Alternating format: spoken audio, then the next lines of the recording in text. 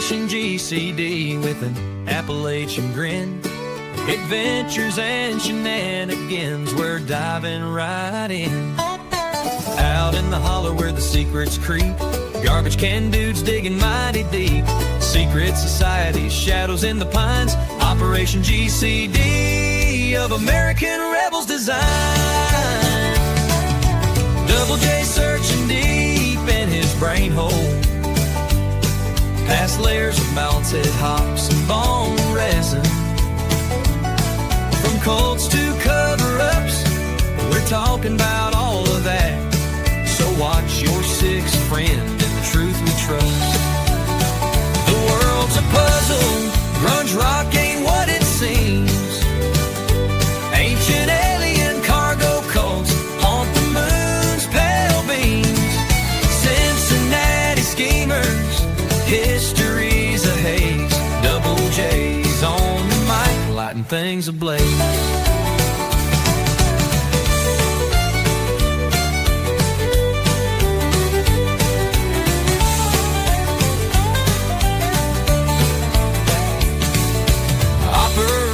GCD with an Appalachian grin.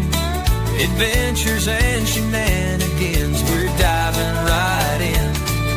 Join us on the journey and enjoy the show.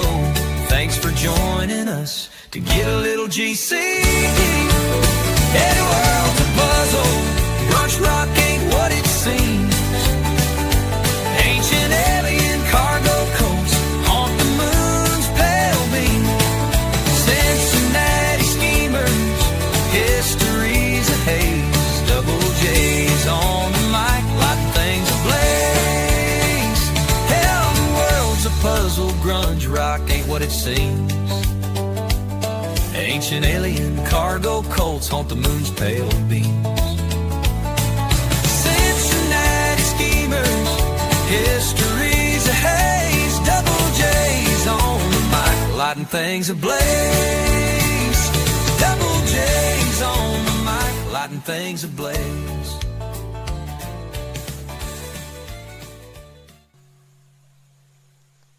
Boom! Right. Kick ass. Don't want to sound like a dick or nothing, but it says on your chart that you're fucked up.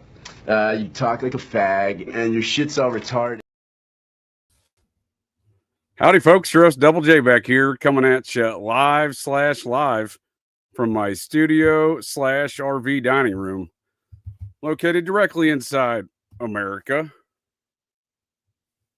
Welcome back, folks, to the interwebs. Once again, your host of Operation GCD, JJ Vance here, and perhaps more notably, not the vice president. Anyhow, thanks for joining me here again tonight, folks of the interwebs. I will be your pilot and navigator for tonight's shenanigan-infused journey into the mind of this particular garbage can dude. And folks of the interwebs, I'm not going to lie to y'all, got a real barn burner here on deck for y'all tonight.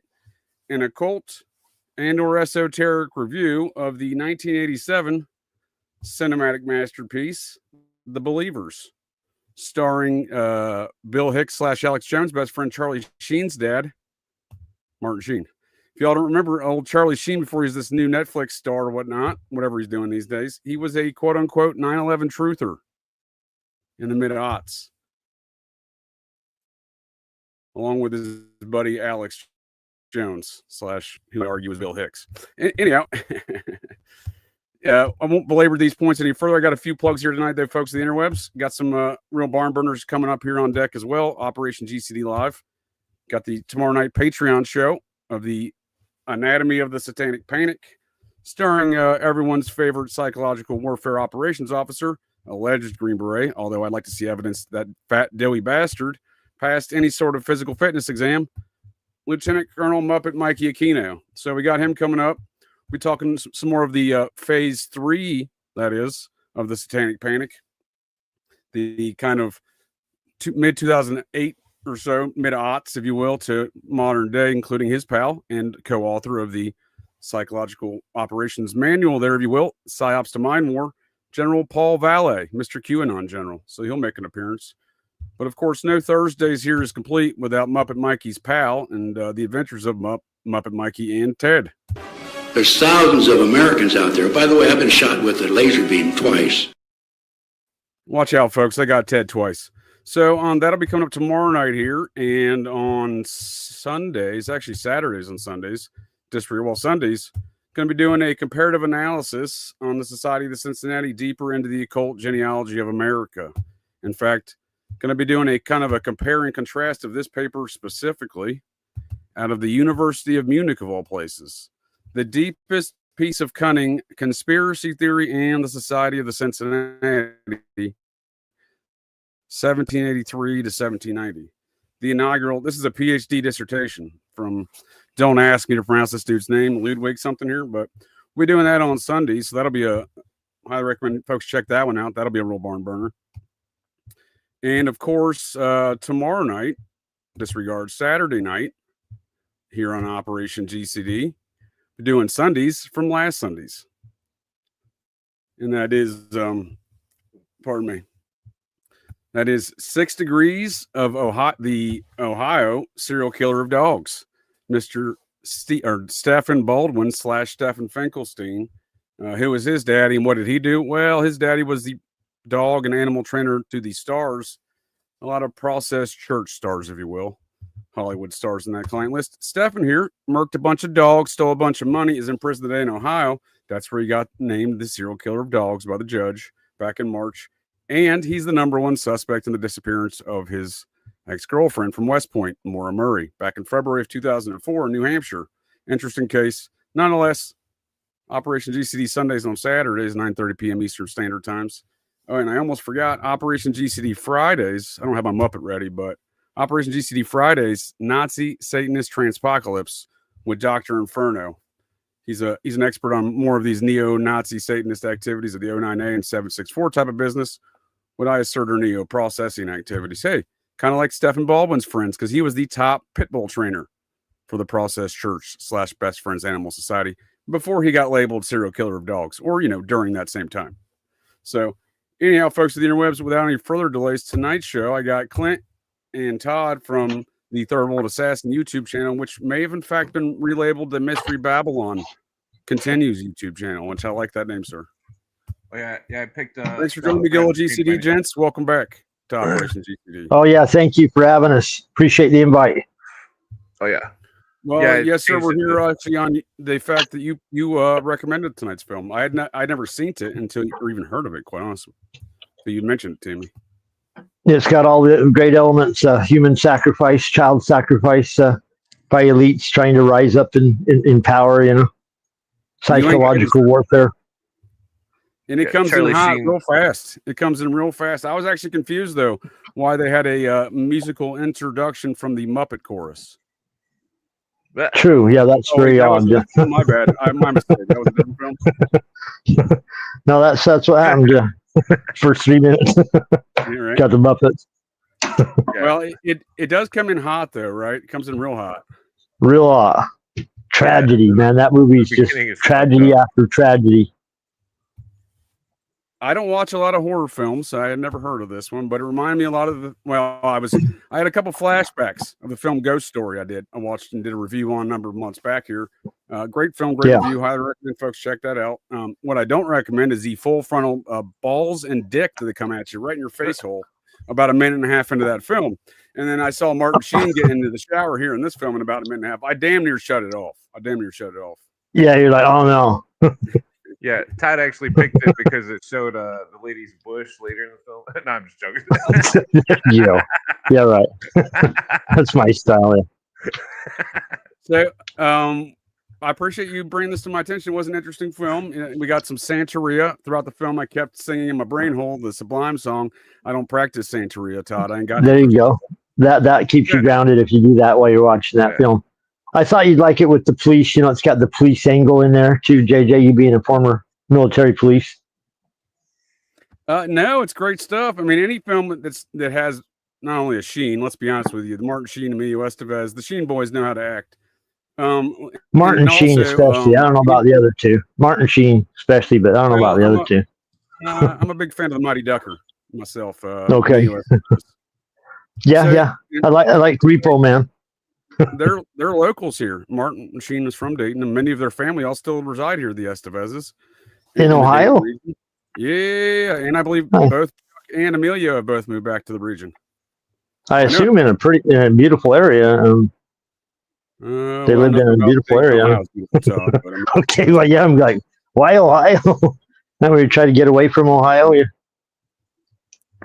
Oh, I love it here. No, it's fantastic. I'm sure it's beautiful. I'm an Appalachian. As long as I'm in Appalachia, I don't care what state it is. Yeah, I'm sure it's beautiful. You heard about the technocracy moving to Ohio? Not just Zuckerberg, but a few other ones. Well, I'm concerned more, sir, of the whereabouts and activities of one Leslie Wexner and his control over the state of Ohio, as opposed to anything else, quite honestly. You know, the guy that bought Air America, those drug trafficking operations from Viet fucking Nam and Bill Colby's queers, and then moved that shit to Ohio? That happened. Is he also involved with Epstein? Was he also, sir? Yeah, hanging out. Is he which guy is he? How did he relate to Epstein? I know he's a friend, but is he like his best friend, or that's his only client? There you go. Epstein a 50,000 square foot townhouse in Manhattan. Yeah, he signed over everything, didn't he? Sign over, gave Epstein full full control of all of his finances or something. We live in a world of Muppets, sir. We live in a world full of Muppets. It's like, how? Here in Ohio, Les Wexner's the top Muppet. Has been for years. His name's all over Columbus and the universities and stuff like that.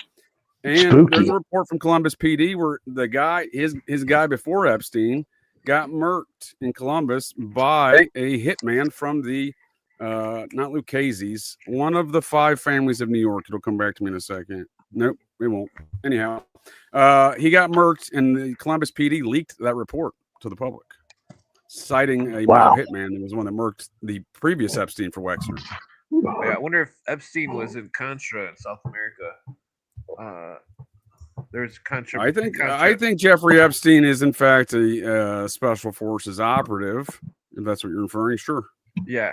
His island would sure come in handy if you were bringing drugs in. You know, his island, Little St. James or whatever the hell it's called, Sex Island. Sure.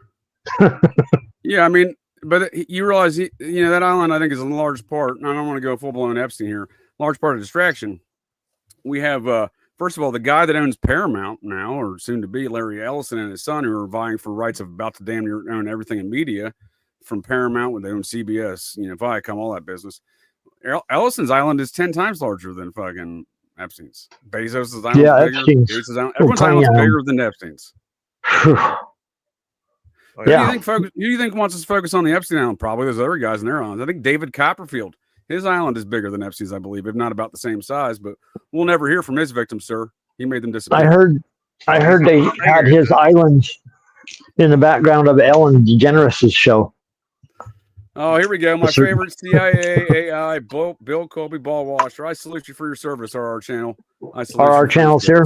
Wait, right on. Our channel is Bill Colby. It might be Bill Colby. Yeah, it's possible. He keeps asking me who murked Bill Colby, and I say you're or his son. Yeah.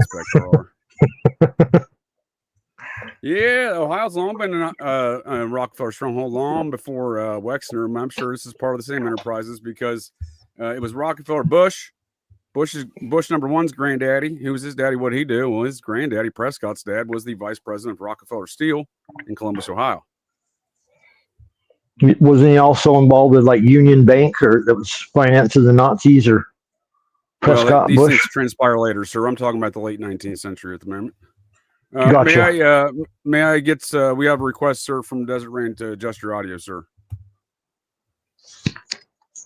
How's that? How do you explain all the drugs? That's a great question, Gerald. How do you explain all the drugs coming into the major cities there or the fact they got busted at Fort Bragg with Bill Colby Special Forces and so on and so forth?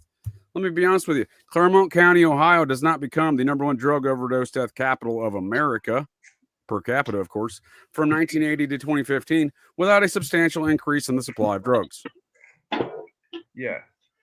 That's right. Cooper used to say that there's no way some lone speedboat just gets past the Navy and their radar and all this stuff. That it's somehow that's shipped in by these undercovers that they run a secret black ops to fund the budgets to do whatever the hell they want. Oh, dude, for Basically, they sure. run the world. So in 1980, every once in a while, Wikipedia is the source of all information on the interwebs, but every once in a while they are correct. So in 1985, Arthur Shapiro, this was the guy before Epstein, for Wexner, was a lawyer and partner in a prominent Columbus law firm assigned to the Les Wexner account. Shapiro was to appear before a grand jury to testify about an illegal tax scheme Shapiro was involved with. The scheme had no connection to Wexner. Days before his testimony, Shapiro was assassinated in a way that witnesses described as similar to a mafia hit. Now, the police would later release a file on this matter, the Arthur Shapiro murder file, right? Because local police chief said the report's theories were highly speculative and not based on hard evidence. Well, that's ridiculous because it was the police that released it. So you see what I'm saying? Well, they shit-coded already on here, but nonetheless, it was the Columbus PD named a actual hitman of the mafia. Probably an outstanding member of his community also, yeah. Well, that's who I worry about here in Ohio as far as who's running shit. Definitely. Spooky. Here we go. I knew I could find this stuff somewhere. Apparently, the whole interwebs are not completely devout of actual facts anymore. So here's that leaked report right now that I'm talking about. And you wonder who's leaking this. You know, what kind of source would be able to leak this? The police chief leaked it and made a public spectacle of it. This is back in '85, dude. This is because a lot of times folks get bent out of shape and wrapped up on things. And again, I agree. The police, a lot of malfeasance in a lot of police departments, but it's the prosecutor's offices that decide whether or not to bring charges or not. Yeah. The head prosecutors. A lot of times that's the only prosecutors. You can have a Maureen Comey, who's a deputy assistant U.S. attorney, deputy U.S. attorney, and she tanked the Epstein, Maxwell, Diddy, Bankman-Fried. She tanked all these cases. Wow, big cases. Boss. She's probably on the payroll of some mafia or some or in one of these. It's a nice system we have set up where, you know, if they don't want to prosecute or somebody steps in or somebody has some money, the whole thing can just go a different direction at any moment. Yeah, well, for sure. But we see that in tonight's film, right? Before we go any further, I'll give you a gents introduction. But we see that in tonight's film with all this malfeasance in the New York Police Department. And, you know, it's also interesting to me, the folks that bring us these stories, notably the guy who wrote the screenplay, Mark Frost. The guy, I don't do Twin Peaks, never seen it, but I'm a big fan of the story in which it was based upon. In fact, this is saying a big fan is it's a great example of a ritual human sacrifice. So we know the dude's already writing a lot of stories about ritual human sacrifice, being at Twin Peaks. The actual murder it was based upon was a ritual human sacrifice. There were a lot of ritual human sacrifice in this film, almost from moment one. But I will say this before we go any further, gents. If you want to make any film better, you hire Robert Loggia. You get Robert Loggia in there. Oh, definitely. He's gonna bring it up a couple notches. And dude, have you seen Over the Top with Sylvester Stallone? May have been an unwatchable film had it not been for Robert Loggia. There you go. Was he his manager? Or? No, he was the boy's grandfather. He was the antagonist of the film. Oh, because I can't remember all his. I remember the movie. Wasn't that where they arm wrestle? Sylvester Stallone. First of all, sir, that is a Sylvester Stallone classic. It is a movie where he's a truck driving arm wrestler. We're trying to save his son. I haven't seen totally. That I love that. Just like real life. Yeah. Yeah, it's perfect, dude. It's perfect cocaine-fueled 80s propaganda. So before we go any further on tonight's film, The Believers, I do appreciate both you gents for bringing this film to my attention. Kicking off an all-October Halloween horror film reviews on Wednesdays here. So you guys have kicked us off here. So Todd, Clint, what's new at the Third World Assassin? Is there an official channel name change? Us all, maybe, perhaps? Mystery Babylon continued? Third World Podcast, and then the @ sign or whatever is Mystery Babylon continued. Yep. I seen that when I tagged you. I was like, well, that's an appropriate name. You do cover a lot of Bill Cooper and his Mystery Babylon stuff. Yeah. It's never ending uncovering the footsteps. Recently, I've been tracing the origins of the Nazi religion to Rosicrucianism and Theosophy or Ariosophy. I've also been exposing the Satanist beliefs of how they think we're in hell and that Earth is hell and they need to. Thank you. Also, I did try to turn my audio up to compensate for Todd's audio being loud. So I don't know if it's. You're coming in good now, sir. You're coming in good. Okay, cool. Yeah, just the basic Masonic Illuminism stuff. Exposing the comparisons between communism and Illuminism and all this stuff. The same stuff I've been trying to expose for years, but the algorithm hates me.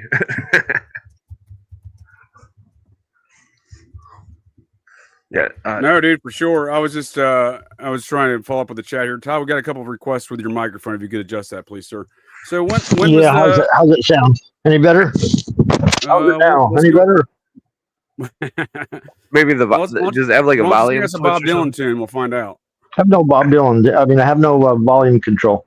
Bob Dylan. Okay. In the times they are changing, around your people will be on your land.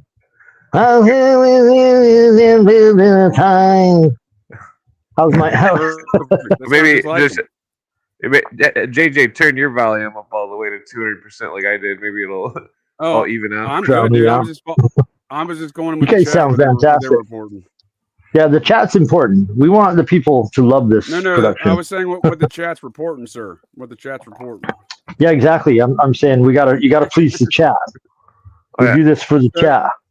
I guess they're saying that your voice is really loud, Todd. Just try to whisper. I'll just put a muffle over. You're coming in too hot, sir. Maybe you're coming in too hot. I'll just try to whisper. Speaking of things coming in hot, dude, this film came in hot with some ritual human sacrifice right off rip. So I was a little bit of alarmed by that. But when did you all first watch this film, and what were your all's take on it then versus now? Your most recent viewing. Yeah. Well, Todd got me to watch it like a year and a half ago, and then every once in a while people would come over and play cards, and I'd turn it on and traumatize them with the movie. Dude, no shit, dude. I'm not gonna say it traumatizing, but it comes in real hot with some horror. Yeah, it is a just creepy, spooky, just nonstop traumatic kind of event after event all the way through on that one. And then the acting is just incredible by Martin Sheen, Loggia, Martin Sheen's buddy. I forget who his buddy is. Classic. The girlfriend, the black guy, the black guy that plays the voodoo priest. Wow. Yeah. So give him an Oscar. Yeah, there was some good acting in this film. Not a lot of the folks in this film went on to do other things, right? There's not a lot of big names in this film besides Robert Loggia and Martin Sheen. Yeah, I think that one, the voodoo guy was in X-Files, maybe the one where I don't remember what the episode was. It's like a prison episode or something, and there's voodoo going on. Oh, you're talking about Jimmy Smits. You're talking about Jimmy Smits. Is he black? Is Jimmy Smits black? No, he's like Puerto Rican or. That's what I thought, right? He's Dutch, I believe. Hispanic or. No, the guy that was a Dutch Rican. He's a Dutch Rican, sir. You are correct. There you go. The guy in the scene where his luggage is going through the airport, and he's like, "Do not check this bag." Yeah. So they used an official technical advisor who plays the housekeeper, right? Carla Pinza, aka Carmen Ruiz. Yeah, she's an actual practitioner. Yeah, she was a Santeria priestess. She's a believer. She's a believer. So I guess that's the point here of this film. And so if I may offer a quick synopsis of what we're dealing with here tonight, it is Martin Sheen playing a police psychologist psychologist or psychiatrist. I always get those two confused. What is he? What are you doing here? Psychologist. I don't think he's doing drugs. He's not. Yeah, you're right. He's a police psychologist. Okay, you're right. So he comes in hot with moving to New York City after his wife suspiciously gets electrified by the coffee machine in the kitchen. Fuck out of here. Just a coincidence. Yeah, totally normal. And then they immediately start surrounding themselves with the Santeria cult, or what they later describe as Brujeria, which is the dark magic of Santeria, apparently. And I guess that is a point of the film. There is a light and a dark versions of these magics. Yeah.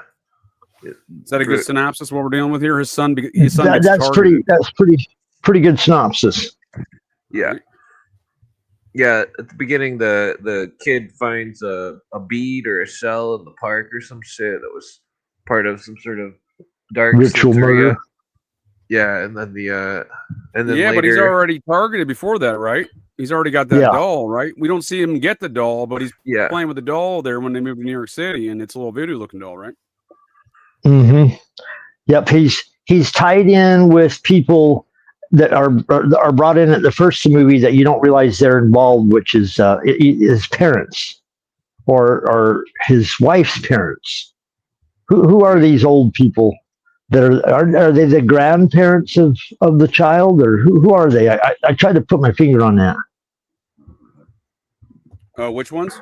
I apologize. I was doing something else. The movie start out with like a scene where a Haitian voodoo doctor helps save the child at the first of the movie. Is that what I thought they were sacrificing that child, sir? They Or sacrifice the child. Sacrifice the child. Yeah, it's a white child, and it is some sort of Aztecian, Mesoamerican, Aztecian style sacrifices. And so that's the people that are targeting Sheen, but we don't know that until later on in the movies. They become real good friends, and they're always around in the background, and they're going to eat them. And big eyes for the child. Rain there. So this is an Indian-looking doll. So that is what I noticed as well. One of the things that I found out, again, I just watched this for the first time, but one thing I noticed was that I picked up on was that these cults mash together different forms of quote-unquote magic in their own form of magic. So we see that here in the film. We see them mashing together Santeria and some other things, right? Mm-hmm. Yeah. The doll at the beginning looked a lot like a Chiquina doll, not a voodoo doll, which is interesting. Well, but that tracks, dude. That tracks with what we see in real life with these cults. They mash together various things. I'm thinking the 4 Pi cult out in California, and we see the process aspects of the Son of Sam and Atlanta child killings do the same thing. We see mashing together of varying occult practices into their own form and format. Notably, here in this report from a private detective agency in New York City, Michael Carr, this is relative to the Son of Sam and the Atlanta child killing murders comparisons. Michael Carr and some other associates of Berkowitz incorporated a Buddha figure in their ceremonies in the same manner, according to Shirley, that is used in the Atlanta ceremonies. So there you go. Interesting. Yeah. So what would Elamite, Crowleyan magicians there, if you will, wizard fuckers. No offense, Todd the Wizard. These are the dark wizards. Yeah. That is the point you're always trying to make to me too, sir. Is that what you try to do to me here? Try to exactly. Mr. Miyagi me with this film? Exactly. You're always trying to tell me there's a good and a dark aspects to this magic, and that is what I think. I do focus on that. I do focus on that only because I've done so much research over the years into magic. Owned so many books, met so many people involved with it, and I know there's good people and bad people that use these techniques. I don't look at magic like I look at magic in 2 ways because I'm a magician, or whatever. I consider myself sort of a magician. It can be looked at scientifically, and it can be looked at religiously, almost. From 2 different angles. Because in some cases, I view it more as a technology than anything that is ethereal or whatever. You're starting to sound like Scientology, sir. Technology. Yeah, well, I'm familiar with what they say too. The heaviest influence that I got from magic was from Peter James Carroll, whose books on chaos magic kind of opened the field of magic up in the 90s. Just blew your mind if you were reading anything. I'd already read Crowley and the Golden Dawn. Sir. Thank you, Desert Rain. I appreciate the backstory. It was a local Indian narrative there with the New York narrative tribes of the doll situation. That's what I'm saying. They mashed together all these different voodoo. I call it all voodoo, sir. But yeah, that's a good point. I had no idea. The Bohemian Grove had a Buddha statue before that owl, huh? They had a lot of different statues. I've got tons of Bohemian Grove. Continue what you're saying, Tyler. Peter James Carroll influenced me highly. In his books, he described how the Illuminati, and they claim to be the Illuminati too. You know how Crowley claims to be Illuminati. Golden Dawn, Ochio claims to be Illuminati. The initiates of Sanateros is the chaos magicians, and the one, the most notable writer, Peter James Carroll talked about how the Illuminati had decided that it was time to release all the secrets of magic on every subject into the world, and that there wasn't one particular strain of magic, but any strain could be mashed together, like you're saying, JJ, whatever works. So they didn't want to throw out the baby with the bathwater. They wanted to keep everything and then liberate everybody from any idea, ideas. I think that's a common misconception of the uninitiated, like myself. I mean, I guess I was a ceremonial magician of the Mormon variety for a couple of There you go. That's right. You know what I mean? Like the idea that these are all very black and white, cut and dry. These folks are all just picking apart different practices and principles from different, magical orders or practices, and then making it their own, right? And formulating their own. Testing them, seeing what works, what doesn't, thrown out. Yeah, I think that's so, because again, we just say, oh, that's Santeria, or that's this and that's that, and again, I don't think it's that cut and dry. Yeah, if you look at the film, we see it in real life. Like I said, that report about the Son of Sam stuff, right? Yeah. What exactly? I found the Zodiac cult that I think was connected to the Son of Sam. But like, if you look at the Golden Dawn book, for example, it's a book that contains a variety of different magical subjects and practices, and that most of the grimoires are simply mixtures of stuff that was written down from local folklore and stuff. That's some of the origins of it. Tribal, different shamanic, indigenous cultures. Something I read a long time ago. That's right, Clint. Something I read a long time ago that stuck with me was I'd read that the CIA had more anthropologists than almost any other thing at one point in time. They were really involved in studying humans and how they interact in like the earliest forms of interaction in tribal units, so they could get a handle on how to control society. I would say that's overwhelmingly the majority of spook operations are literary majors and fucking anthropologists and psychologists. They're not Yeah. That's what their goals are, is to study these things and find methods of interrogation or it's mind control. Yeah, exactly. Also divination as well. They had a whole class of psychic spies that were spying on Russia and drawing all these pictures of missile silos and stuff. I'm very circumspect on a lot of that third eye spy shit. Just to be fair, Clint. It's brought to us by Michael Aquino's buddy John Alexander and gang. Yeah, when they got George Clooney playing the freaking mind control guy that's training his mind to see. Yes, sir. Speaking of Bohemian Grove, that is John Ronson's book you're talking about, The Men Who Stare at Goats, and that is John Ronson that allegedly sneaks in with Bill Hicks, Alex Jones into Bohemian Grove. I argue they were invited. We also see routine guests on Alex Jones, John Alexander, the brother-in-law of Michael Aquino. His wife and Aquino's wife claim to be sisters. We also see General Alfred Stubblebine, their buddy. That's just what I was going to say. The idiot who tries to run through the wall in the film, and the head of the Third Eye Spies. Well, plus, Stubbledine's married to that lady that started the Codex Alimentarius scare, who's also on Jesse Ventura, and that she was also in the sighting. I was a fighter. I was the governor. I was a Navy SEAL. I was the governor of Minnesota. She was she was involved in tell you all about the Illuminati. the sightings episodes from the 90s where it was about alien abductees, and she was. I never knew she was a doctor of psychiatry. I thought she was a health doctor. And I found these clips of her on sightings on YouTube, and I'm like, and she's talking just like that chapter from Archon Rule of primitive initiation rites, where somebody's traumatized and then an idea is imprinted on them. And I suspect that she was imprinting alien abduction ideas into these people's heads that had seen some sort of military grade craft, basically, that was secret. You know what my response to that is, sir? Fucking typical. But you bring up a good point. I'm often concerned about the folks who bring us these ideas. Definitely.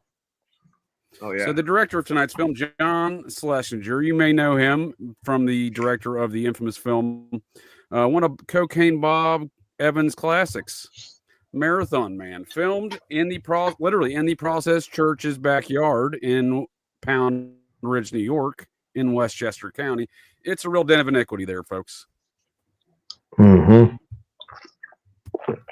So there's your Cocaine Bob connection. What are your thoughts on John Schlesinger here? Well, that movie you just mentioned has the Nazi dentist that's torturing, Yep. torturing. Yep. Yeah, I forget the actor's name now.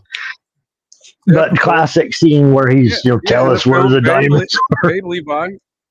Yeah, in the film Babe Levi, a graduate student becomes embroiled in a plot by Nazi war criminal Christian Zell to retrieve ill-gotten diamonds from a safety deposit box. So more Nazi shit, right? Typical amongst Nazi Satanists. Why wouldn't they make Nazi films? Well, you can't have enough, evil Nazi movies like, all the Raiders of the Lost Arks and every other evil Nazi movie you can remember. So you can't have too many of those, I guess. Yeah, they want to keep people. This guy has done some interesting films, right? Schlesinger. Definitely. Well, there's another one about espionage and spook activity, right? The Balloon and the Snowman. Falcon. The Falcon and the Snowman. I was about to say, sir, that's Falcon and the Snowman, I believe. I've never seen it. I've heard of it. I know it's about spookery. Yeah, that's when they were trying to endear us to the one main actor in that movie. My brain's Cold War. It's Sean Penn. Sean Penn. It's a classic tale of American, superiority, right? Yep, and they were trying to introduce us to him and get us to fall in love with him with all the movies that Sean Penn was doing around that time. He did the movie Colors, where there's the police battling the drug addicts, the drug gang in California. Colors. And then we get The Day of the Locust, which is a historical drama. I've never seen this one, but it does star my cousin Donald Sutherland. I'm a Sutherland of the Scots. Are you Sutherland? Clan Sutherlands. Yeah, he's like he's my 7th cousin Sutherland, I think. 6th cousin Sutherland. They're Scotsmen. They are Scotsmen of the Sutherland clan. Great actor. Yeah. I'm related to Kurt Russell, like some kind of 9th cousin or some shit. Kurt Russells. I like Kurt Russells. Russell Crowe. Sorry. So this guy, he seems like an interesting character. He does stuff in politics over in the United Kingdom with the conservative Tories. Does a lot of spook films. Very interesting. Midnight Cowboy. Gay prostitution with more of Cocaine Bob's crew. Yeah. Everybody's talking at me. Can't hear a word they're saying. Tell me the echoes of my mind. Now that's also the soundtrack. Main guy was Nielsen Schmilson, which is this is what I mean by this is exactly what I mean by the process folks are going to process. We got a gay prostitute guy here voting. It's the first X-rated film here, right? This is all Cocaine Bob's doing. I'm sure there's the Eddie Murphy spotted around the area as well. Well, you never know. I mean, it wasn't a Paramount film, but these are the guys that Cocaine Bob makes their careers, like Dustin Hoffman, like John Voight. Mm-hmm. Yeah. And I'm not saying Bob's the only process guy in town. I'm just saying process folks are going to process, right? Yeah. We see Dustin Hoffman. They're perpetrating pornography in a mainstream fashion. We later see it with Deep Throat a few years later. I'm just saying this Schlesinger character's involved in filth, if you ask me. What's classic luminous communist propaganda to destroy America? It's like that first film of Dustin Hoffman's. It was about him being a youngster and he loses his virginity to some old lady and fucking. Well, that's the Graduate, sir. That is a Bob Cocaine movie. Yeah, that movie's bizarre. Especially the fact that when we were in high school and shit, they would show you that film in high school. It was like, what the fuck is this? Here's to you, Mrs. Robinson. It's got Simon Garfunkel, biggest band of the era, doing the soundtrack. Oh yeah. Oh, I stand corrected. That is not a Paramount. I thought that was a Paramount film. I stand corrected. No, but again, we see the degradation of society via the films, and I say process folks are going to process, and we see that amongst the same group of characters, I think. And I think Schlesinger's an interesting character to bring us this tale, because this tale is actually written on a book, right? Based upon a book called The Religion. Yep. Have you read this book? I have not. I did a little bit of research into the book itself. I read the synopsis of the book. Voodoo. Yeah, voodoo is a mixture of hoodoo and Catholicism, basically. Like African religions. And, wasn't that about all those Caribbean, Afro-Caribbean magic what practices are? Yeah, they all have roots. They all take elements of Catholicism. It seems, right? Yeah, so they can hide. So they can hide their old practice inside the new modern approved practice. Yeah, this is voodoo. Came from Africans to Haiti, 16th century, and was during the years of the French acquisition of land in Haiti that the bulk of African people were brought to the island between 1664 and 1830. 1,650,000 Africans arrived at Haiti. From Dahomey religion became the important element of the emergence of voodoo. This is from the Encyclopedia of Occultism and Parapsychology, 1992, I think. But but we're looking no further than America to see these things in America's past. So the Salem witch trials are all rooted in Afro-Caribbean witchcraft practices brought to us by one of the housekeepers. What is this film doing? The housekeeper gives the small child the doll to target him for the human sacrifice. Yeah. Yeah, it's Tituba was not a native. She was actually, well, she had native history apparently, it seems, but she was of the Salem witch trials housekeeper there. She was of they took her from the Caribbean, brought her to Massachusetts. Okay, yeah, she plays a central role in that story. Perhaps you're familiar with Robert the Doll, that damned cursed doll. It's been haunting me for the last 13 years. Yeah, you went down there and looked at that. On a mound in Key West, Florida today. Do not go see that doll. Do not go near that doll, folks. I highly recommend fucking dolls, man. So did you say you were making? Did you say on that? Did you say you were making fun of that thing before you saw her? Once again, sir, the housekeeper is to blame for that one too. Also from the Caribbean. Please continue. Oh, yeah. Oh, did you say you were joking around about it before you went and checked it out? I knew nothing of it, sir. I went to go see a mound on a Civil War fort. Oh, I found myself haunted curse for the next 13 years in county. Huh. So, yeah. Don't make some but we see the witchcraft again. That witchcraft is rooted in Caribbean witchcraft again from the fucking housekeeper. Oh yeah. What you can do is get some guinea hen plant, take a bath in it. That'll wash off any curse. Wash off the curses. No, sir. There's nothing that's going to help this curse at this point in time, I think, other than taking that doll down. That's my next mission. Anyhow, well, that is Haitian. That's Haitian and you and Robert the doll battling out forever. So again, the screenplay is then adapted from that book by Mark Frost. Speaking of mound murders, ritual human sacrifice, and infamous tales of Hollywood, Mark Frost is the one who brings us Twin Peaks. Oh yeah. There was a weird connection with Twin Peaks and Bohemian Grove and the movie with Jack Nicholson, The Shining.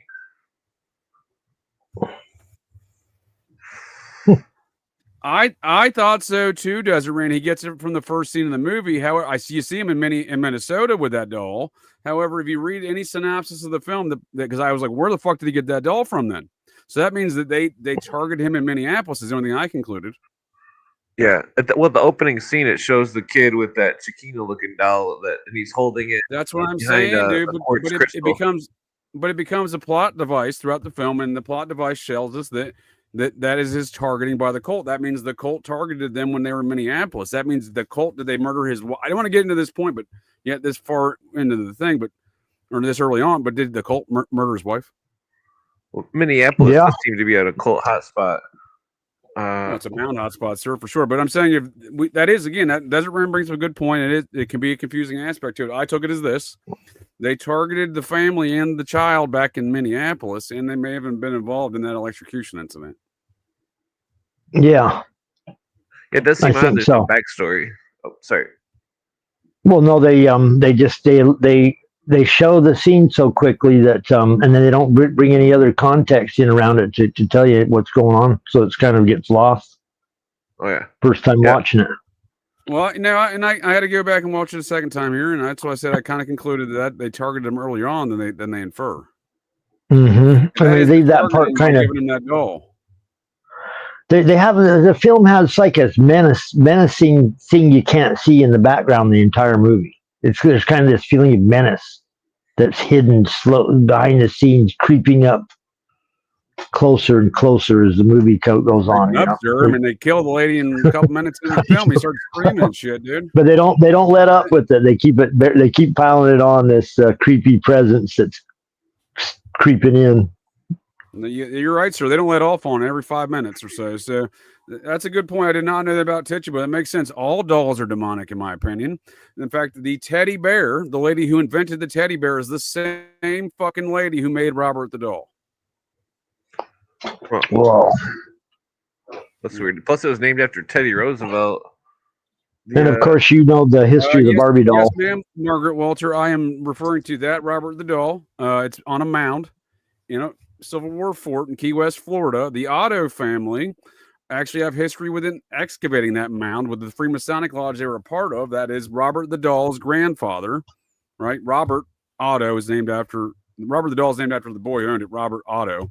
His grandfather was a dentist, fucking creepy dentists in Key West, and a member of the Masonic Lodge that actually excavated those fucking mounds where that thing sits today. So there's a lot of weird shit. Folks want to check that tale out, you can go back and check out Operation GCD Live Sundays, Volume 2, I believe that was. Volume 1, actually. No, Volume 1, Curse of Robert the Doll. It's excellent. Yeah, it's I'm not, so here's the deal. I'm not willing to believe in a lot of witchcraft and spookery. However, I've lived it.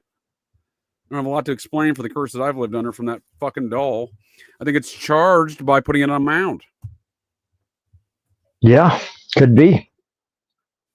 So are you familiar with the murders of Hazel Drew? Murder of Hazel Drew.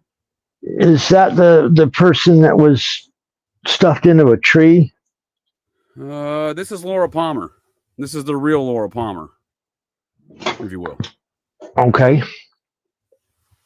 This takes place in the United States. Mystery in Sand Lake, New York, and Rensselaer County. Now, I can map out a number of known mound sites in Rensselaer County. What I can tell you here is where they found her body floating in Sand Point Lake. Not Sand Point Lake. I'll get back to you in a second. I think it's Sand Park Lake. Oh, fuck me running, Todd. I done forgot the name of the lake. But anyway, I do that every other sentence. So you're all good.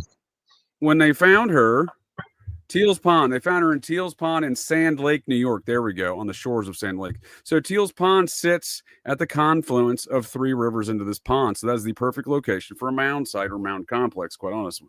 And there's mounds within 20 confirmed mounds 10 miles to the west and 20 miles to the north in this county. So what I'm saying is this woman's death, in which Twin Peaks is based upon, is most likely a mound ritual human sacrifice.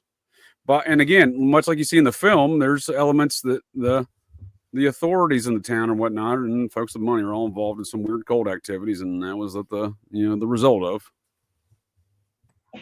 Interesting. Oh yeah. Well, plus that. No, I'm not familiar with that. The Twin Peaks and that thing with Twin Peaks and The Shining and the other Bohemian Grove, the Twin Peaks, the teddy bear scene with that's some kind of sexual thing that's it's prevalent. It's very interesting because this one YouTuber he links the 3 together in this really weird way in this short documentary that was so that joint was making me about fucking cough my brains out. Need to put some filters on those. Do we need a medic? We need a medic? Hit my asthma inhaler. That's right. It's an inhaler will do. So, what were you saying there, Clint? Basically, in the scene on The Shining, that this has to do with Bohemian Grove and Twin Peaks in a way, because it's like the hotels are the same at Twin Peaks and The Shining. They have this Native American motif, and that there was a lot of weird links between them in this documentary. But like Bohemian Grove, they were practicing all sorts of grotesque sex stuff, and that the scene, they believed that the Shining movie was depicting that the teddy bear scene was something that was done at Bohemian Grove, and that it was like you're talking about A Clockwork Shining, sir, by Ryder Lee. Yeah, friend of the show, Ryder Lee. Yes. No. I mean, he makes some points in there. Well, it wasn't that dude. It was some random dude that really only had. But the same topic, right? Same subject that we're talking about. Yeah. The guy is dressed as a teddy bear that's getting a blowjob on the bed in the motel room or wherever the hell that scene is in The Shining. Yeah, but there was people that thought that you want to dress as teddy bear. There was people that thought that Jack Nicholson was the teddy bear or whatever, and that the wife found out that her husband was some kind of diddler, and then she wanted to kill him, and that but then he was, that's what the hidden storyline of the movie seems to be, but very bizarre. Yeah. I mean, that's totally unrelated to this Voodoo movie. I was wondering if you're going to bring it home for us there, sir. I didn't know what was going on for a second. Yeah, it's very bizarre. The whole subject is just totally. Well, Ryder Lee, brings up how the kid is always being. It's like intimated that he's maybe being abused by Jack Nicholson, the father, or something's going on with the kid. All those weird scenes like that are kind of alluding to something's happening. Yeah. Well, plus the kid's shirt says hollow. What's going on with this kid in tonight's film, gents? Is he getting diddled? You wonder. That's the origin There's a lot of hugging going on there now. It's the origin story of Charlie Sheen. That's a bad joke. Yeah, poor Charlie Sheen. I wonder how much influence his dad had on his early upbringing, because now he's wrote a memoir recently, come out with this memoir that sounds pretty crazy. Not much parental guidance going on there. Or maybe too much parental guidance. I think it's all part of a show, sir. I think it's all part. Why is he doing these things? Why is Heidi Fleiss involved? You know what I mean? These things don't make any sense to me. It's publicity. They're just trying to stay relevant to the public. He's trying to fit in with saying he had sex with guys and girls, whoever wanted to have sex at any given moment. What I see is a bunch of hood rat folks trying to deter any sort of attention away from their hood rat activities. Again, Heidi Fleiss, Iran-Contra, next door neighbor to Nicole Brown Simpson, dated her roommate, the mafia manager of the cocaine trafficking mafia owned Italian restaurants. William Colby's son living next door. It's all part of Colby's Queers, Air America. That is nuts. Yeah, I wouldn't want him anywhere near my neighborhood. No kidding. No kidding. And again, I think that's why they're rehashing these things to draw attention from other things. For example, when we're talking about this film, all this Santeria business or whatever else, there's no difference between the individuals who practice these things and the folks who are in authoritative positions and drug trafficking. They all go hand in hand. Yeah.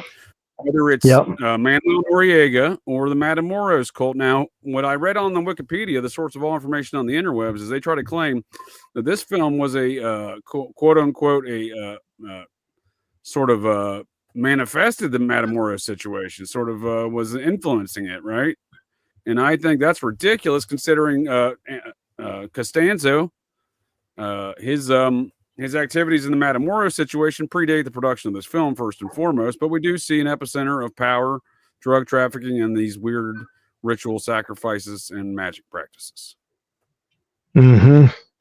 Yeah. Where they're being told that if they sacrifice a human, they'll get power. Right. His whole cult is based upon human sacrifice. This is a common... There's nothing and I did an analysis on Operation GCD here on Adolfo Constanzo with Cosmic Peach, Julia. We compare Adolfo Constanzo to Charles Manson. It's basically the same person. Yeah, it was an excellent show. Thank you, sir. I totally agree. But we see that cult, they did the same thing. They mashed together the African Paul Mayombe, or is that more of a Mesoamerican African Catholicism? So once again, we've already gotten Cuba, African Catholicism, Palo Mayombe, Afro-Cuban religion similar to Santeria, they say here, right? Mm-hmm. But that Palo Mayombe again is Mayombe is again mixed together, right? They mash together a bunch of stuff, right? Yeah. Yeah, Palo, and the Palo Spanish. So I don't know what they're San citing Paulo? here is this shown to Yeah. influence this, because again, his activities predate. He was a magician wizard fella being inserted by the head of Interpol. This is all known knowns now, by the head of Interpol into different Mexican drug cartels. Each one of them have their own little fucking wizard guy, and he didn't die anyway. There's no proof that Adolfo Constanzo is dead anyway, and they knew that back in '89, dude. Yeah, their description of his death is amazing. Where it's just a massive shootout. I hear you, but didn't they say they shot like 5,000 bullets into the room where he was? They could shoot 10,000 bullets. Show me a dead body or any proof that he died, right? I hear you. Yeah, definitely. Yeah, he could be in witness protection or some shit, or heavily guarded. He was already an agent. Oh yeah. Why would he not? Why would he stop being an agent? You know? Yeah. What they do, all they'd have to do is just you drop through the trap door, and then they tell a story when it's all over, and they change your identity a little bit and give you a whole bunch of money and just relocate you somewhere else for your next adventure. I don't think you're wrong, sir. I do not think you're wrong. So we know, again, his activities predate the production of this film, and I think it's ridiculous to try to say that it influenced it. By 1985, Constanzo's clients, this is a book written a couple years ago on the subject. I'll put a link in the show notes for folks. It's called The Occultists. By 1985, Constanzo's clients include a shining selection of Mexico's rich and powerful. Everyone from movie stars to high-ranking government officials to murderous crime bosses. One of his most significant clients was Florentino Ventura, the Mexican chief of Interpol. So, old Ventura there just happens to eat his own bullet while shooting his mother-in-law and his wife in a car on the highway right around the same time Constanzo gets busted. So a lot to be said about that subject altogether. But nonetheless, we know that the known knowns has nothing to do with this film. And that this shit is real. What they're depicting in this film is real. What I'm saying, that's a shit coat to act like that. This film caused that to happen, when this film, I think, accurately depicts some stuff we see happening around that circumstances. Yeah, definitely could see that. Yeah, reminds me of that X-Files where it was about like KFC, the Kentucky Fried Chicken dude, kind of, but they were cannibals and they were practicing voodoo, and that there's some interesting ideas going on there about people in the South. There's also a movie called The Prophecy, and it had some general, and he was like he's like some voodoo general from Vietnam that we should actually probably do a thing about that movie, but he had all these faces of these people in a trunk, and he was practicing some sort of voodoo, and that it was a very bizarre movie. But it had Christopher Walken, the Mason. He's always bizarre. If you want to make it a bizarre film, bring in Christopher Walken. So let's get into tonight's film, gents. So we see after Martin Sheen's wife is electrocuted and this child comes up with a doll, then we see a scene of a ritual human sacrifice of a child with that couple you're saying is like the cult's recruiters, we later find out. So, and we're not told who they are, but we learn later what that's about. So we see them move to New York City in the aftermath, Martin Sheen and his son, and he's a New York PD psychologist who gets brought in to an investigation of ritual human sacrifices revolving around these apparent Santeria practices, right? Yeah. Yeah, the movie is it's interesting. The guy, I mean, it starts off that whole park scene, and there's like a police caution tape or some shit, and the guy's at a payphone, and there's like some sort of thing tagged on the payphone. I can't remember what it said, but it was some sort of initials, and that they always set the movie up in a way. Oh yeah, I remember that scene. Yeah, well, I was gonna say, I'm not sure what scene you're talking. We haven't gotten to that scene yet. So we see this one, and then we go. Then there's the first animal sacrifice in the park scene where he finds that shell you were talking about. Yeah. It's it started off pretty quick with the where does that go? I had the film brought up just for screenshots. Well, you look for that, sir, and we'll get right back to that here in a second. If you got a screenshot, please send it over to me. Oh yeah, I could send it. Yeah, that's a good idea. Yeah, because my internet always flunks out whenever I put something on the screen. That I don't know, but I can't. You can share it from your end if you want to. You got it up here? Am I missing it? I'm just. Well, I guess I haven't put it on yet. I'll just send you the screenshot. because otherwise my audio will start cutting out. All right then, sir. So Todd, we were just talking about the onset of the film and how they get involved in all these seeing all these ritual sacrifices, and Martin Sheen and his son picks up the shell in the park at the first animal sacrifice. We see it in the good old Central Park there. But before we get any further, hold that note, please. I'm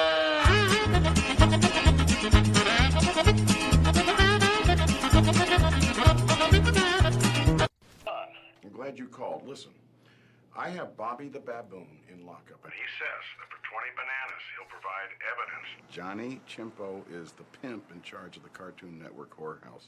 Look, I'm done.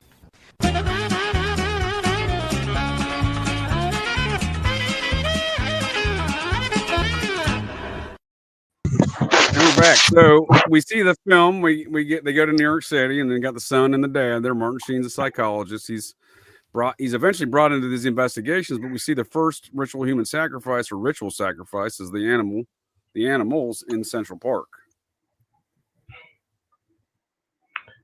You know, what it reminds me of is London was plagued supposedly with a bunch of human sacrifices.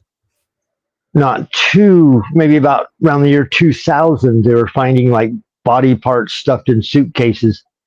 And then they realized it was coming from like somebody that was a believer in African religions, you know, that have all those migrants from Africa they brought over there. And somebody brought their voodoo with them. Well, what are your thoughts about this one from Desiree Ranson? A great comment from her. We do see the milkman. The film does start off jogging Martin Sheen. Milkman's delivering milk. We see the truck behind him. The milkman brings milk to his home. It's that milk that gets spilled and it electrocutes his wife on the coffee machine. Is there any symbolism y'all think to that? I don't know. There was probably not many milkmen in America by that point in time. I do recall some milk deliveries in America. Yeah, there was milk deliveries. People loved. There was nothing better than getting milk in a bottle delivered fresh to your home. Yeah, Vermont, there I can assure they had milk delivery still in the 80s. What a convenient way though to target somebody, you know, with a home delivery. You know, anytime you're getting a home delivery from. Well, there you go. That's what I'm asking, sir. If we're going to presume the known knowns of the film and plot devices and plot line they're in, that doll is in the boy's hands at the beginning of the film there in Minneapolis when the milk is delivered. So is the cult machinations in play there? I think so. Well, the license plate of the mail delivery guy was 34441. Usually when there's 3 numbers in a row, could possibly be occult significance, such as like Crowley 777. One thing they do when they try to put a curse on you, like some serious bad people, they'll try to put something in your path that you're going to come across. Like they'll leave a series of beans at your doorstep or something that they've cursed. And the claim is one of them beans will jump in your shoe as you walk through the door, where that could just be a way of saying they put something on your door handle, you know. Well, that as you they open didn't show the door. it, but I mean, obviously by 87, we have the milk carton children already. That was 1979 or 80 with Eton Pat's first milk carton child. So, but they don't show the side of it, but I presume that's where my brain hole went was milk carton, kids, because we're obviously talking about ritual human sacrifice of children. They're targeting these children somehow, and we know that is one way that has been accomplished. Yeah, they were putting that in people's consciousness, the milk carton kids. Have you seen me? Look closer. House number is 94. Dude, I honestly have a very noted theory that as a marketing campaign amongst these cult fuckers to say, which kid do you want? Find the milk carton. You want that kid on that milk carton? That's their catalog.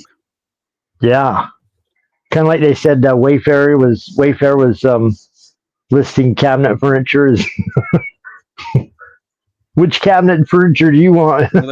Yeah, dude, but how better way to send out pictures of all these children that are being kidnapped for ritual purposes, sacrifices, diddling, etc., than to put them all on milk cartons, scare the shit out of America at the same time about their own children and get them going missing, which probably rightfully so in some parts, and then also you're marketing your fucking your catalog.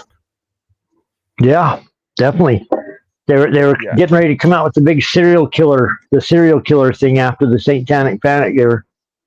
Or maybe simultaneously warming up the Satanic Panic and the serial killer. Simultaneously, we get the behavioral analysis unit there in 77 making up bullshit. We get that same dickbag psychologist with speaking of NYPD psychologists, that same dickbag psychologist, Park Dietz. Real dumbass, but from Son of Sam on through, you name it, he's always implying all these occult. He's the occult crime expert. I'm going to tell you that it's all that guy thought that gun was his dick. That guy thought that knife was his dick. That's Park Dietz's conclusion on everything.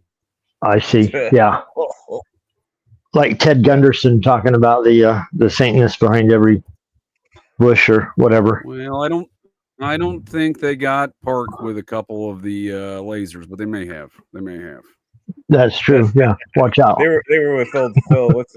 When I did the analysis or the anatomy of a false flag cover up this past Sundays, and that involved the attorney. I'm going to do another one in the future regarding Park Dietz here because from Jared Lee Loeffner to Joel Rifkin to Arthur Shawcross to Jeffrey Dahmer to Ted Kaczynski to Richard Kukunski to DC Snipers to William Bonin. You call this to John Hinckley. You call this dick, and to David Berkowitz. You call this dickbag, and he'll come in and help you out. He's the guy. Keep your eye on. Gotcha. Yeah. Well, here's the deal, bud. He also, I think he's the son. I think I may be confusing him with the same guy from the Son of Sam. I'm pretty sure it's the same. I'll look it up. I'm pretty sure it's the same guy. He works for the Bridgewater State Mental Hospital, Clint. You know this spot. The one you called to see if my pal Buffalo Jared was sitting in there today. Same spot. Yeah. You know Buffalo Jared. Mind control, multi-state mind control assassin, allegedly sitting there today. This is the same Bridgewater State Hospital, along with Park Dietz, that let out Nathaniel Barjona, the kid diddling cannibalistic, psychopathic, homicidal, cannibalistic serial killer. Their guy I met and came face to face with in Great Falls, Montana, in the Cascade County Jail in 2001, and may or may not have served me human meat burgers from the local Hardee's in 2000. Yeah, that's Park Dietz in the same facility. So I'm just saying, why is it these same fucking dickbags coming to the same places? But we get the same conclusion around these police psychologist fuckers, right? So Martin Sheen, he seems to be I don't know. He kind of falls in that same department. He's kind of a dickbag. Oh, yeah. His character. He's paying attention to his son. He's, he looks like he really cares about his son, but at the same time, his son's freaking out and he's letting his son run wild. And in some of these scenes, there's this disconnect. Kind of, he can only get so close to his son. He's still suffering from the death of his wife. Kind of an interesting character, real tortured. I don't. Father, okay. Is that your take? So, what's your take on him? So we see him. Yeah, he's affected by the death of his wife, obviously, and his son's being targeted. He's not really paying a lot of attention, if you ask me. But he's not paying attention. He's like sidetracked. By work too, right? By the folks that are tracking him to murder his son, is the folks he's investigating. He doesn't. What I'm saying. Where's the disconnect there? Yeah, he's right next to literal cannibals or human sacrificers are like his closest relatives in the whole movie. He's supposed to be this observant person who doesn't realize that his grandparents are involved in human sacrifice. Yeah, it's definitely well, I'm pretty sure that's that's Park in New York City. It's like 200 acres at the beginning. Central Park. Yeah, Central Park. Oh, here it is. Okay, so I got some shots that I think you're gonna be interested from this movie. I just sent the last one, which is interesting. Did because you send me some pictures, dude? Yeah. I think start off on the first one and just kind of go through. The last one is still sending. Okay, there it goes. Yeah, it's interesting because I'm going to point some stuff out, and I think you're going to be interested in where it's going with this. I'm pretty. That's the milkman, dude. That's the fucking milkman. The license plate there on the. You zoom out a little bit, but there's like 3 shots that you go to the next picture. Well, after you show the license I plate, see a 134441, sir. Yeah, the 3 4s are relevant typically in occultism. They use triple digit numbers for They love 11. Yeah. Then the next one is the banner. 42 people. That's an occult number. It's used in like that movie Hitchhiker's Guide to the Galaxy. The whale says 42 is the. But then, so that's interesting because the guy, the voodoo guy, was at that airport. But so then go to the next one. Oh, did you say slide? Just yell slide. Next. There's the kid holds up the voodoo doll and by the quartz crystals. Quartz crystals are always used in certain occultism. You can see that occultism and all our technology. We got a doobie down.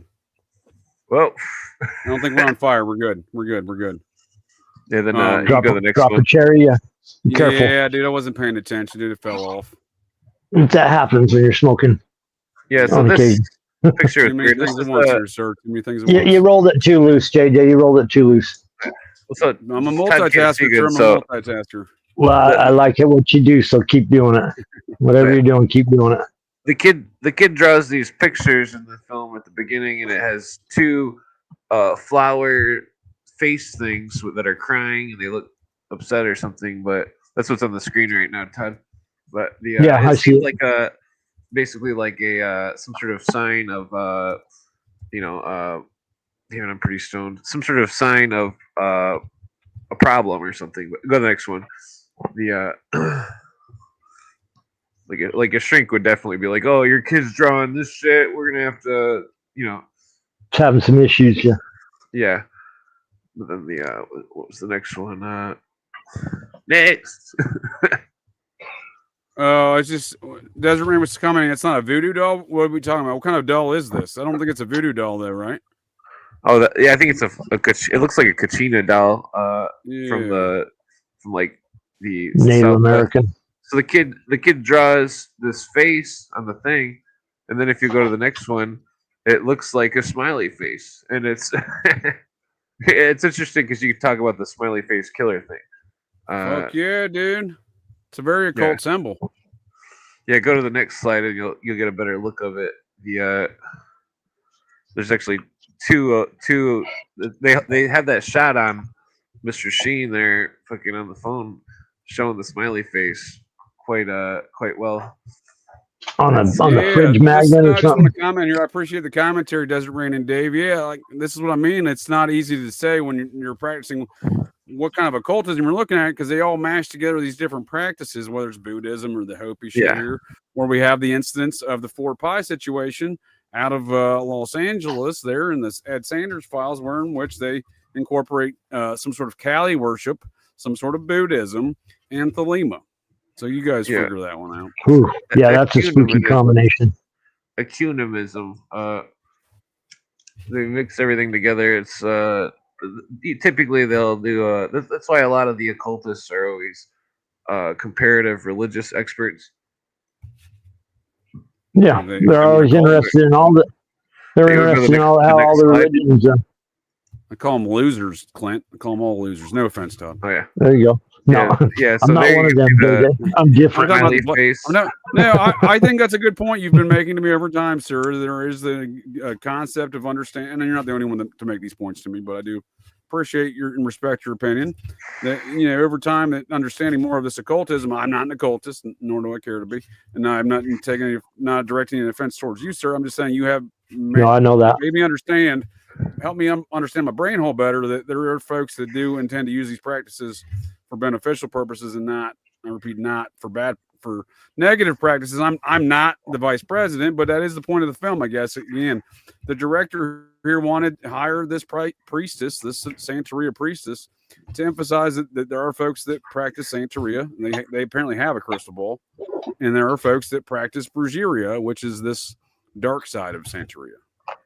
Yeah, well, Brujo means witch. It's like name it. What do you call that? Brujo, like say Candelaria, for example. That's where Nope. That's a Nope. It's Portuguese spelled word. Brujeria. Yeah. Well, brujo means say it. witch, and then area means like a. How do you saying this word though, sir? How are you saying this word? Brujeria. I think it's brujeria, but Yeah, brujeria. the L's silent. No, I think you just sneezed, Clint. Are you sick? Do we need a medic? Man down, yeah. It took me a while to get you to come into that bit, sir. Come on, man. Like, how do you... Oh, come on, give me something. I'm pretty stoned. Yeah. So basically, like what's going on? So if you read Crowley's book, Ceremonial Magic, he talks about how the symbols, the colors, the smells, the shapes of things, the different things that are involved in the ceremony will then Call it correspondences. He calls it correspondences. It'll trigger a psychological effect on the initiate, and that this can be done to people. And it's very interesting because in South America, the dark magic consists of them painting ayahuasca on, well, not ayahuasca, but a mixture of Psychotria viridis leaves with certain other plants on rungs of ladders or steps to harm people, because they will climb the ladder and then touch it and then fall to their death. And keep in mind, do not. This is a. Don't try that at home. Yeah. What are you giving instructions for? The dark wizards of South America, they practice the same stuff that's India. Well, they practice datura, and that they create their ayahuasca is brewed with a tertiary mixture of Psychotria viridis leaves, ayahuasca vine, and datura. And datura is known as black magic in South America, and that Voodoo also uses datura along with India, certain India cults, and that this datura is a dark plant that can give people heart attacks, and it can make people like this one lady. She was the anthropologist. She wanted to try datura or some shit, and then she had like a full master's degree and stuff. She tried the datura. Next thing you know, she wakes up in the county jail the next day with the charges of biting somebody's finger off. I think it's one of the ingredients witches use too, in the make them feel like they're riding a broomstick. Yeah, they used it in Indiana Jones too. They made Indiana Jones drink datura from a skull. They were datura cults. The way the voodoo witch doctors make somebody a zombie is they take the pufferfish venom in a very small dose, and then they slow the person's heart down to 5 beats per minute. And then when the person's buried, they go dig them up, and then they administer datura to them.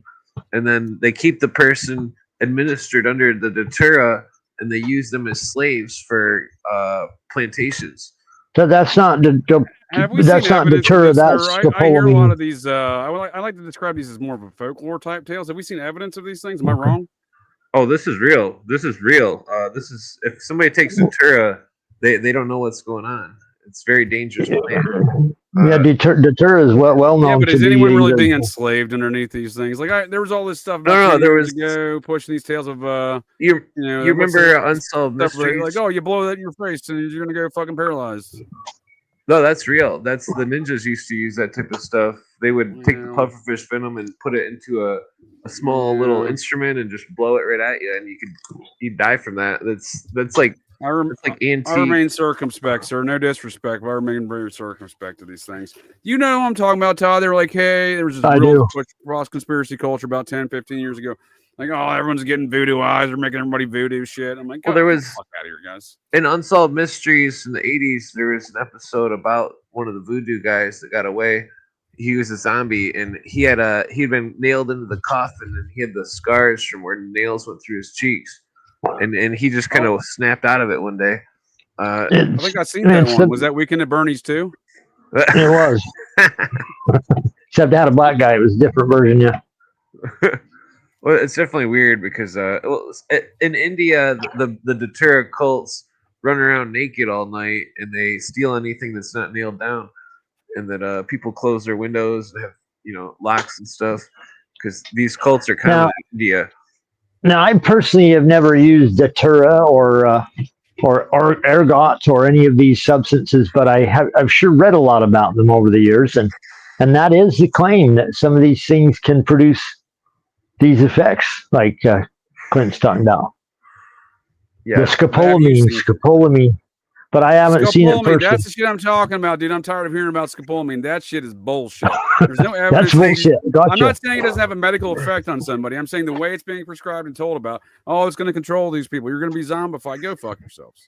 No, I hear you. You know, the movie Serpent in the Rainbow that hopefully we do down the road, the author of that was I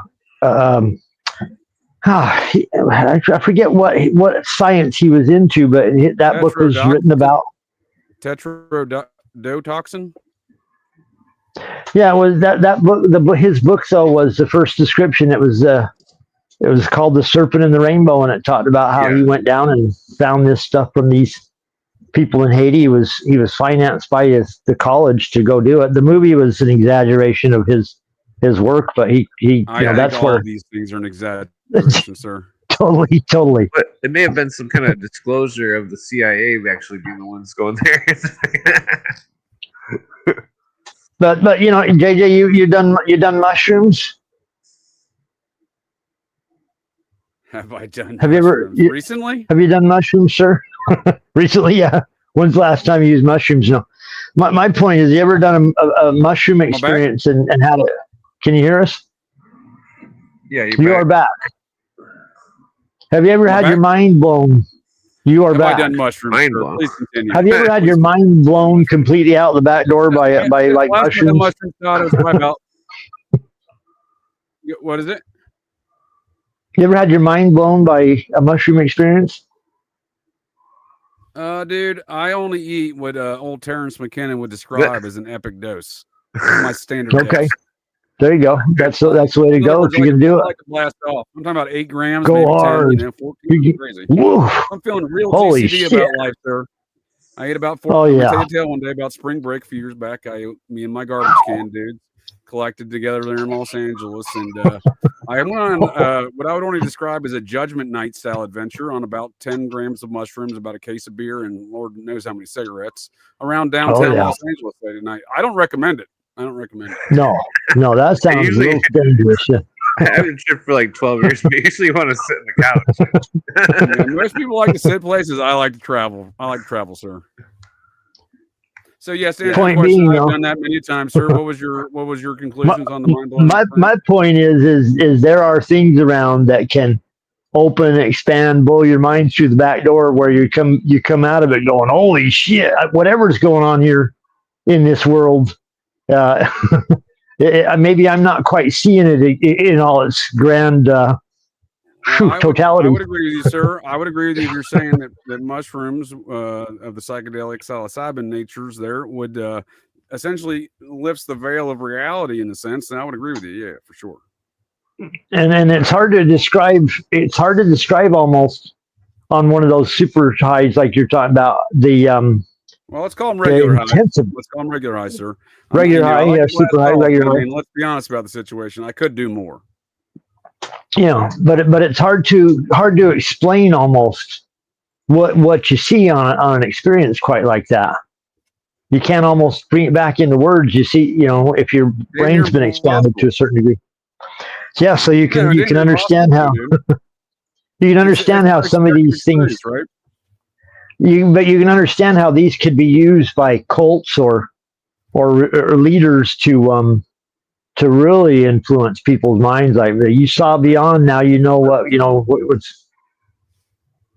we control. When you read the stories about the assassins, the Hashashin or whatever, them using hash and opium and marijuana or whatever, probably everything they had at their disposal to create mind-controlled assassins. I'm sure they had Datura too. You don't know that for a fact. I know these are the things that are perpetrated, man. Look at the sources of these things. They seem very dubious. Well, the origin and the use of that drugs aren't dubious, right? The use of the drugs aren't dubious. The manner in which the context they are, right? I would argue that the reason why they're doing that is because you have a lot more precision in your fucking military tactics.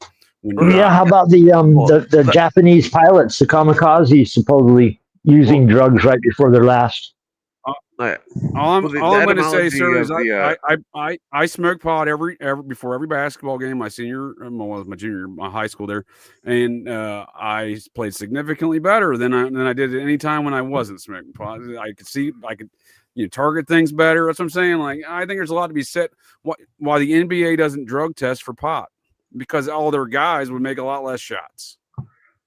Definitely. Coffee wakes you up. I mean, let's be real. Coffee wakes you up. Sugar gives you freaking little rush. I mean, these are things. Yeah, I'm not going to say it's across the board. I mean, I've seen some folks smoke pot and go immediately to sleep. What I'm saying is I get locked in, dude. Like I can shoot a better 3-point shot. I can fucking, pass. So how does that affect? It's like you're kind of in the zone or whatever. These people, whoever they are, you can do a lot of things. I'm just saying it's a gateway to kind of speed up that process, right? And that's what you're saying about the use of it within magic, right? Yep. And if you do it more controlled, if you use it in a controlled way instead of just hey, let's party, you can start to realize certain things about your own body and how it reacts to certain things. And the etymology of the word hashashim, it refers to bundle in Aramaic, and that it means basically that there would be a whole bundle of everything, weed, datura, all this stuff mixed together. Yeah, and that the initiate would basically experience this false heaven where it was like this palace they built with your loving life, no pain. Yeah, rivers of wine and naked women everywhere, and rivers of milk and music stuff. Playing, and puts on a show for everybody so they get mind controlled. Yeah, they go commit they make them think they actually went to heaven or something. That's where that whole 72 virgins thing came from. Definitely. I'm open to these ideas. That's the story. That's the story. We're describing these ideas as bullshit. We accept a lot of values of things in the past as bullshit. When you look into the source matter of these matters, or source information of these matters, and you're just like, well, there's just nothing there. There's no there. Well, it's like all the shamanic cultures, basically, besides the Amazonians, are practicing fake magic. It was more like sleight of hand type stuff, where the Amazonians are practicing a pure form of the psychedelics and understanding of it that was helping them to find plants for medicine, basically, and that the dark side of the occult is people that think that they can use it for their own benefit, but what they're doing isn't actually real witchcraft. It's like insanity, and that they're just not operating on all cylinders. Like some of the Mason books before the Masons turned into Illuminism, they would write that Satanism was someone who was misunderstanding a concept and going with it, kind of like a runaway train of culture, basically. But in the modern, well, I think we in the Western world we just completely look down upon these ideas. And I'm not trying to say that there's not anything to these matters of magic and wizardry and other realms, and a deeper understanding of the unseen realm here that we can't see, because, like back to John Alexander and them third eye spies, I have no doubt there's some innate abilities of psychic or remote viewing type capabilities within human beings, some more like any other talent, some of us more talented than the others. However, that being said, folks like John Alexander, McKeno's buddy, and Albert Stubblebine there, they're packaging these ideas in an improper fashion, in a false manner, to package in a manner that seeks to achieve their ends. And that's what I mean by these matters, because I've had my own experiences personally regarding matters of kind of remote viewing, especially with my law enforcement career. But this guy right here, smiley face killer victim, back in 2002 in Cincinnati, right across the river, Covington, Kentucky. It was a psychic that located his body, not the police nor his friends. They did find his $10,000 Rolex still on his wrist, a wallet full of cash, and no explanation for his murder. Yeah, that's bizarre. Human sacrifice. Yeah, because some sort of murderer or some thug or something would steal the watch. There's no way that somebody wouldn't steal a Rolex if they were a criminal. Well, that's the case with all of these guys in the smiley face killer victim profile. Yeah, I speculated that some of these murderers are murdering bloodlines of families.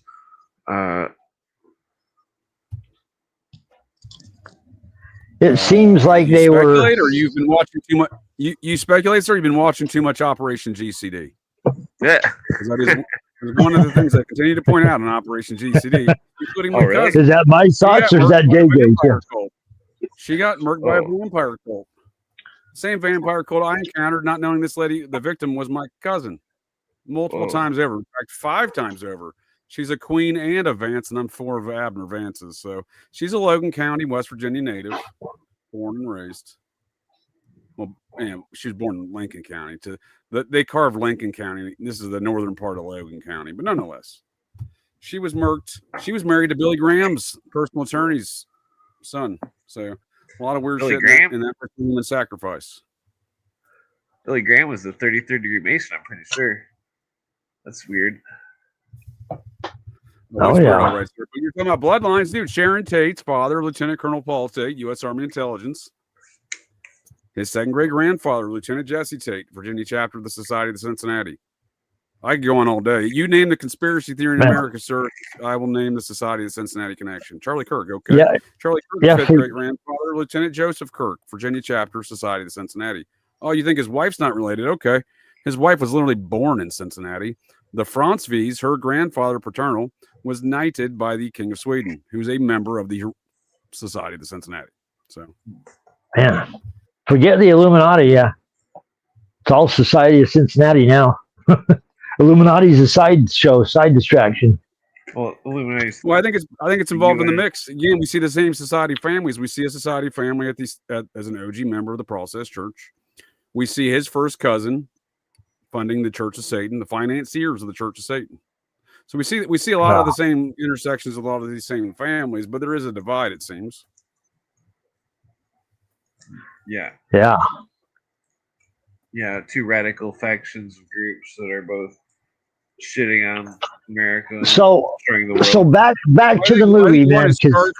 Starkly liberty focused as far as America is concerned. The other one's starkly anti-liberty focused. And we're on the side of the liberty focused one. Well, again, a prime example of that, the Pilgrim Society, and now you may think everyone involved in the Pilgrim Society is all on the same side. I assure you that's probably not the case. These things, yeah, they're pretty across all spectrums. But it was started by Chauncey Depew. Chauncey Depew was a hereditary member of the Society of the Cincinnati, U.S. Senator from New York, out of the New York chapter. Yeah, very suspicious bunch. We got Cocaine Bob's butt buddy, Henry Kissinger, Mr. National Security there. We got King Charles, he's a fucking part of the Pilgrim Society. So we can see that starkly within the anti-liberty movement. And the Pilgrim Society start in the UK and United Kingdom, or that's the Anglo influence in America, sir. It's the British invasion. Right. It started by a U.S. senator from the state of New York, a hereditary member of the Society of the Cincinnati. Chauncey. Yeah. It's like a lot of these secret societies are pro-England and stuff. Like the Milners, the Rhodes, sir, the Masons. The King of England is a member of this group. They're obviously pro-England. Yeah. Yeah, they weren't too happy when we split off and said, we don't want no king no more, yeah. They never liked that, but back to the movie, because this movie is a barn burner. Well, you ain't kidding, sir. You ain't kidding. So, we see next in the film, we see a lot of rituals popping off, right? A lot of rituals. We see this guy plays a role. What's this attorney fucker about? We meet him. That's his best friend. That's his buddy, yeah. That's practicing stage magic. Quite practiced in stage magic. Right. So what was your take on this guy's role? What was he doing in the film? What are we looking at here? I love this dude as the father for Corey Haim in License to Drive. Yeah. Classic character. Like everybody want to have him as their best friend. He's funny. He's talented. He really cares about you, you know. Possibly the 2 Corey's best film, License to Drive. I don't know where you all stand on that, but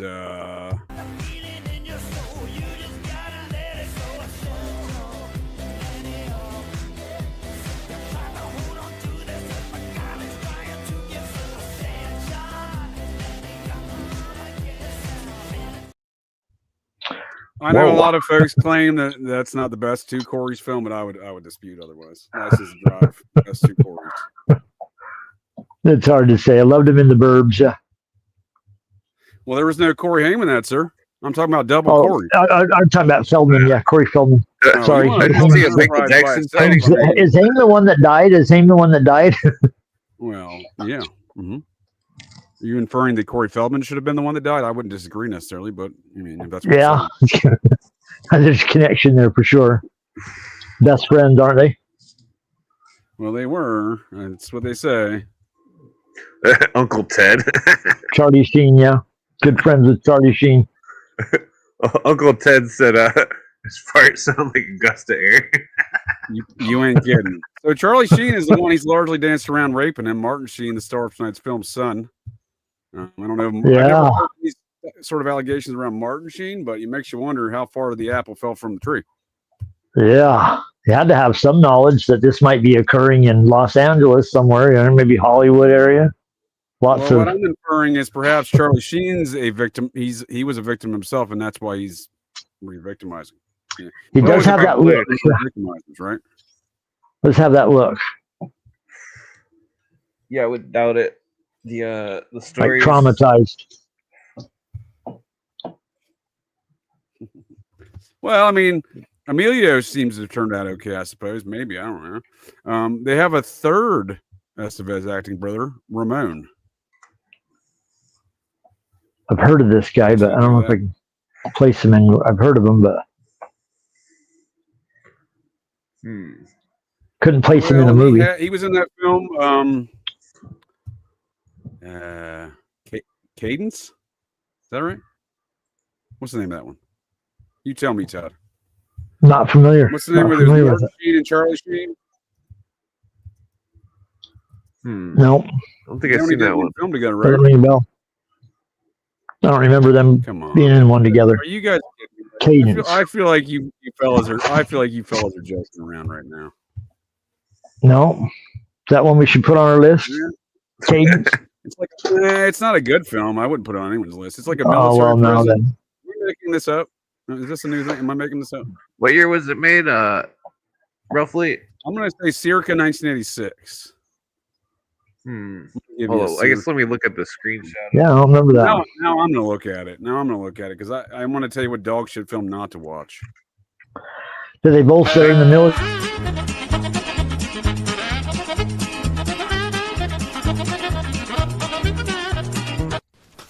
You serious? You don't know? Everybody knows you never go full retard. What do you mean? Check it out. Dustin Hoffman, Rain Man, look retarded, act retarded. Not retarded. Count two picks, cheated cards. Autistic. Sure. Not retarded. You got Tom Hanks, Forrest Gump. Slow, yes, retarded maybe, braces on his legs, but he charmed the pants off next to him and he won a ping pong competition. That ain't retarded. He was a goddamn war hero. Right. You know any retarded war heroes? You went full retard, man. Never go full retard.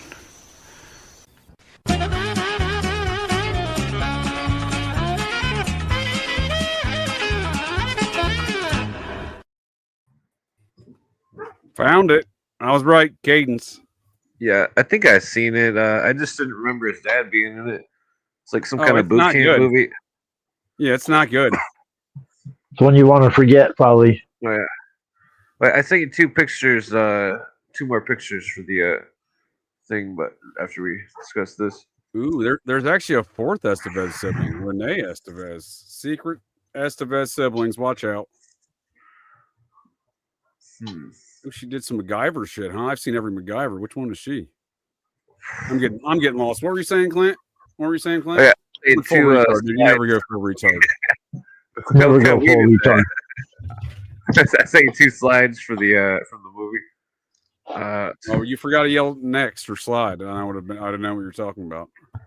Oh, yeah. I was also doing a side search on Bill Kobe in my Encyclopedia of Espionage. Oh yeah, what's that about? What do you got there? What are you holding out on us for? What do you got there? Well, there's a lot of. Is our channel mentioned in there? Yeah, that's one of his secret programs. Yeah. Right. I'm gonna have to. I got a bunch Codename of PDFs. RR channel. How about his son? How about his son? How about his son Ted? Is he mentioned in there? I remember you telling me that his Ted- grandson was Ted, Bundy? the head of something recently. Yeah, can you not see the screen, sir? I got his son Ted on the screen. Yeah, Todd's pretty far away from the screen. No, I see it. Ted Bundy there. No, Ted. Oh, no. Todd sees it. On you, sir. Isn't that Bill Ted and Ted's Bundy? Murderous Adventures. Yeah, it's Ted Oh Bundy. yeah. Then you got the other guy over there. Is that God? That looks like that other actor that's big in Hollywood. That's Bill, Gosh, sir, I that's remember Bill his name. Colby. This is Bill. This is Bill Yeah, I and mean, Ted's and Murderous he- and- Adventures. Wouldn't it be weird? Bill and that the Ted. guy who Yeah, brought satanic yeah. programs, not the Totally. satanic serial killers come around, Totally. is the biological Wow. father of one of the most prolific one of those. Ted Bundy. I wonder if they named the Bill and Ted movie after themselves. Bill and Ted's Yeah. Excellent Check this out. We don't. Here's the known knowns and the known unknowns of the situation, gents. We know we don't know. We know that we don't know. It's a known unknown of Ted Bundy's actual biological father. He's born to a bitch of a mother. I mean, that's whatever they call them back then. Unwed mothers. Back in November '46 in Burlington, Vermont, at the Unwed Mothers Hospital. My great aunt worked there for many years. In fact, she had her own child there in the '30s. So, nonetheless, one of her before she got married, she had an unwed child there herself. Is what I'm saying. And she was later an RN there for many years. So, nonetheless, he was born there, and just lo and behold, his old Bill Colby here was attending Columbia Law School. Oh, that's weird. His son Ted attended law school later. That's strange. And then Wow. they both murdered a lot of people. Look at them; they both murdered a lot of people. I think Dad was far more prolific than son, but you'll have One did it for his country, and the other one did it for his own selfish reasons. Yeah. one did it for Daddy. So it would also explain Ted's rise in politics to the top of the 1968 Nelson Rockefeller presidential campaign, and then the bodyguard / driver for the Republican first black man. Gubernatorial candidate for the state of Washington, Republican candidate, who would later be appointed to 5 different Republican administrations. That's how connected he was to top levels in each subsequent Republican administration through the Bushes. So that's Ted's network of folks. Ted was his assistant and driver. So that would explain why he got that job, because of his daddy. Who was his daddy and what did he do? Well, we don't know, but he looks a lot like Bill Colby. Bill Colby's in and around Burlington, Vermont in January and December of 1945 and 46 there, because Bill Colby's parents live in Burlington, Vermont. Bill Colby graduated high school there. Wow. Yeah. So he gets back from the war, enrols in Columbia Law School, goes to visit mom and dad around the holidays. This is my theory. Knocks up Ted's mom, and 9 months later we get Ted. Serial killer is born. Yeah. They're a fucking spitting image of one another, sir. Yeah, they are. Definitely. Whoa. That's interesting. Now let me go over the chat to see what kind of ridiculous comments I have from that AI CIA Bill Colby ball washer bot. RR channel.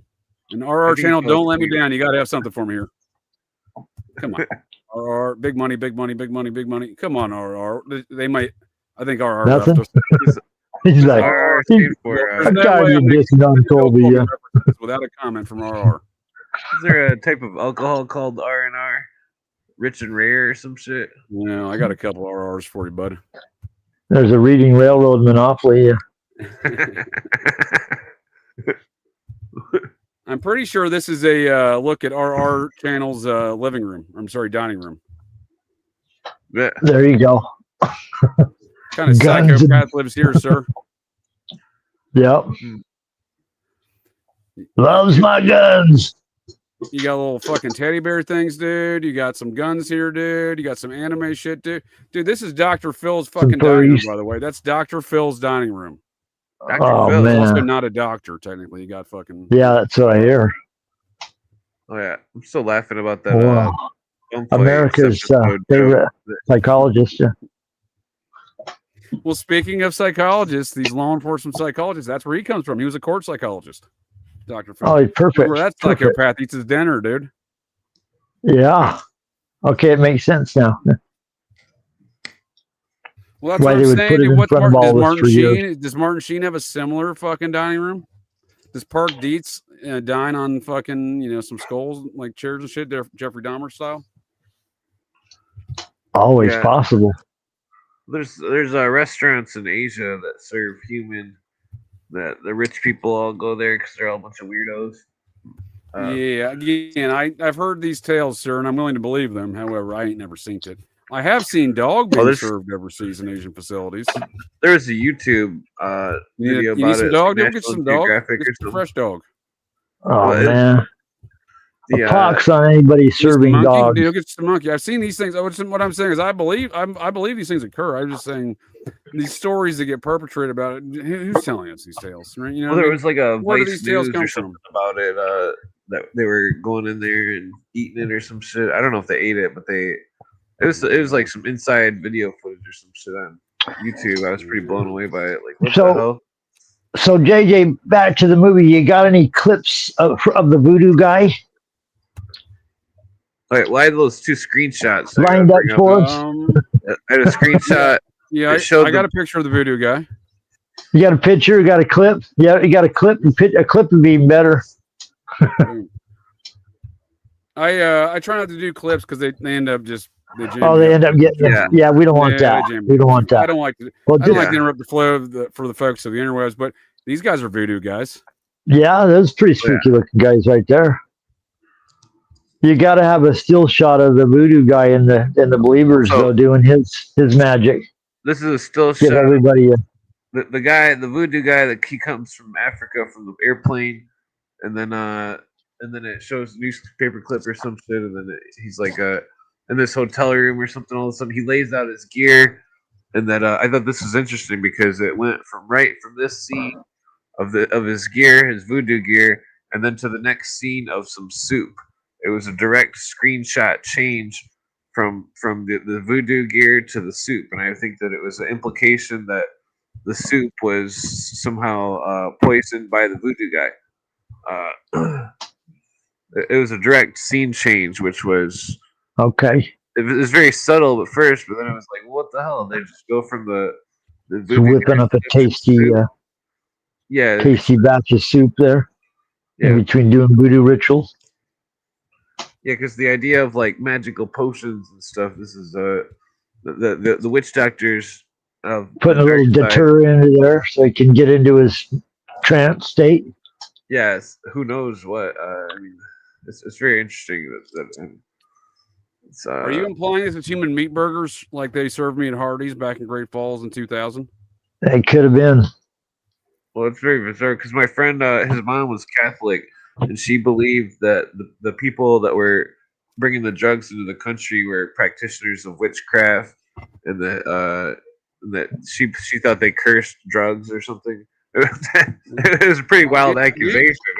Oh yeah. From what we see here, the Matamoros cults to every other cult that Costanzo was involved in, to the Manson situation, to the Son of Sam situation, to the Atlanta Child. It's everywhere, dude. We always see that to the fucking Manuel Noriega situation, dude. So we always see drug trafficking at the epicenter of the satanic shit, if you will. Have you heard of Have you heard of the concept of changing the molecules in water based upon a person's intent or vibrations? Have you ever heard this?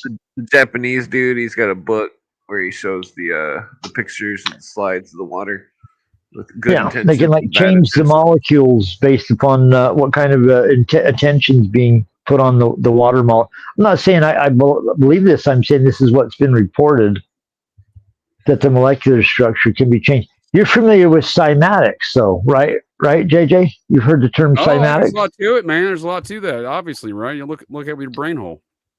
Vibrations cause patterns to occur, like waveforms. Yeah, invisible waveforms. That's what I'm saying. You can see how much impact just by looking at just some small changes in frequencies, right? Mm-hmm. Yeah. Well, I mean, frequencies have to do. It's complicated, but there's a weird relationship between frequencies and electromagnetic fields, and they have the same visual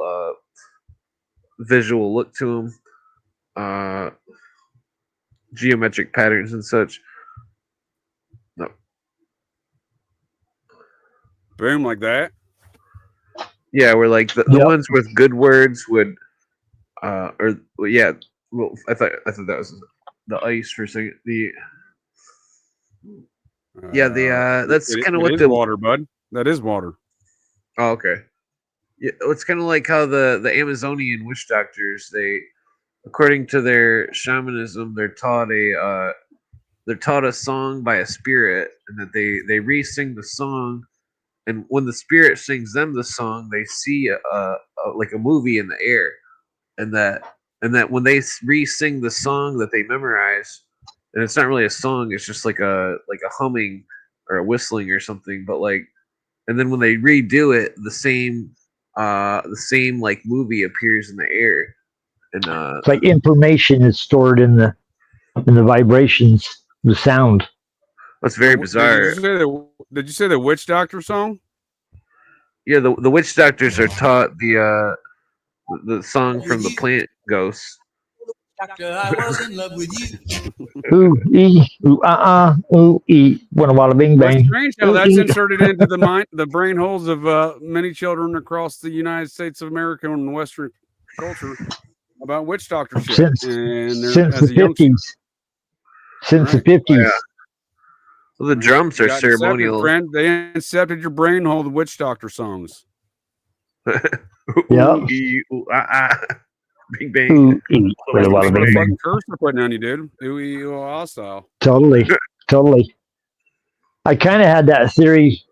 There was a guy I ran across years ago. Was on End of Days Radio that was talking about how the radio was communicating with him, and he was calling the source of communication Sam I Am, and he claimed that every song had this communication, and that Sam could communicate with him through every song on the radio at any given time of the day. And I thought to myself, what better way to program a society than take over the music and make sure that the certain bands have all the certain lyrics and words in them, and then play them over and over in everybody's consciousness all day long, everyone.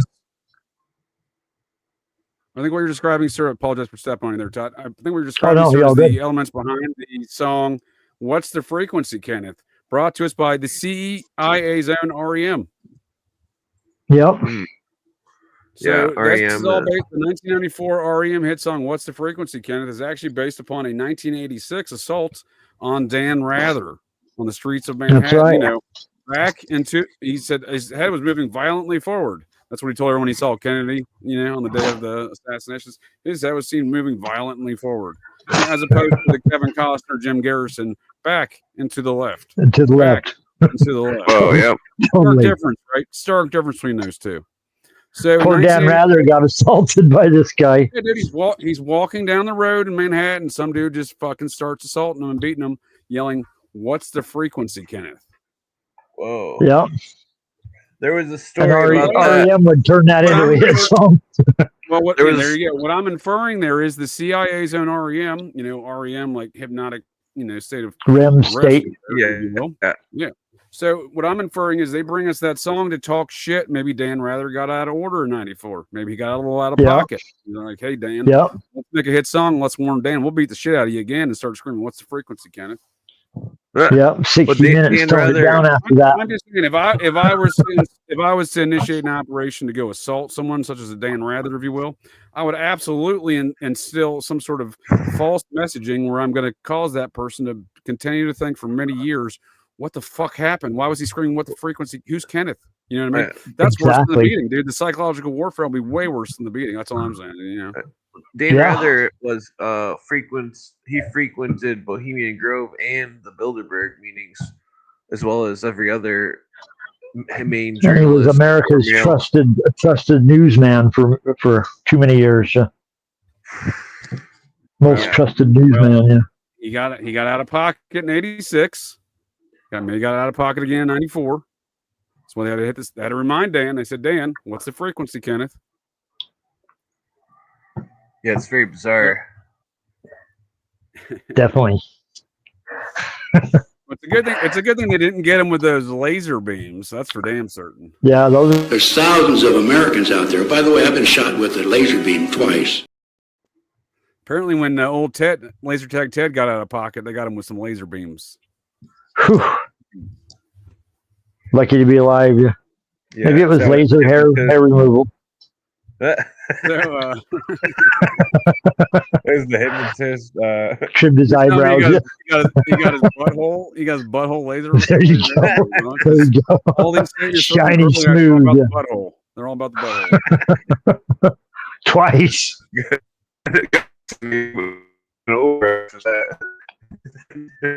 So before I got us detergents, where were we at there? Oh, well, we were in the movie. We're doing a movie review. Yeah, well, I got a couple slides. I forget which part we left off on. Boy, we're up to murders in the park, kids being targeted by these people.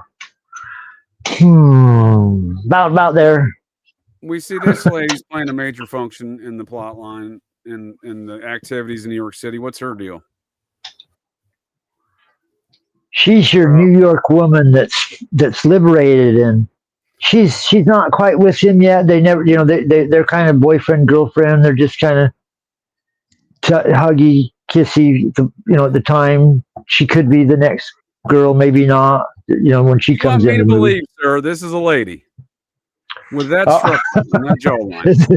She does have that strong masculine jawline. You can fit 2 heads on both sides of her head and still have some room in them shoulder wisps, bud. True. High strong cheekbones too, yeah. It's the ratio that troubles me, sir. If you can put her head on both sides of her current head and still have some space left over, that's a dude frame. Yeah. There's a lot of Hollywood acting. Could be a guy, could be a girl. Shakespearean troops use men to play women all the time. She bulked up a little bit. It's interesting. There's a Mount St. Helens T-shirt. She's bigger than Charlie Sheen. I noted that Mount St. Helens thing and wondered if there was something in that Mount St. Helens thing on her T-shirt. What do you think she benches? 350? 375? Possibly. You would not want to be in an arm wrestling contest with this person, yeah. This is a very impromptu, ad hoc transvestigation. As I watched this film, I did not see a lot of female qualities out of this lady, but early Zizian cult member, yeah. Well, dude, she does a lot of occult films. That's what I was getting at. So she does almost exclusively occult films.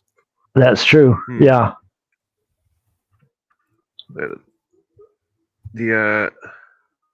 There's I sent three screenshots. Let's take note of the arm length on this individual, dude. Are you kidding me? Dude, look at that, dude. That is not. I repeat, these are not the qualities of a female. Barely any breasts on there too. Well, I mean, to be honest about that, they may have just inserted maybe a little estrogen, yeah.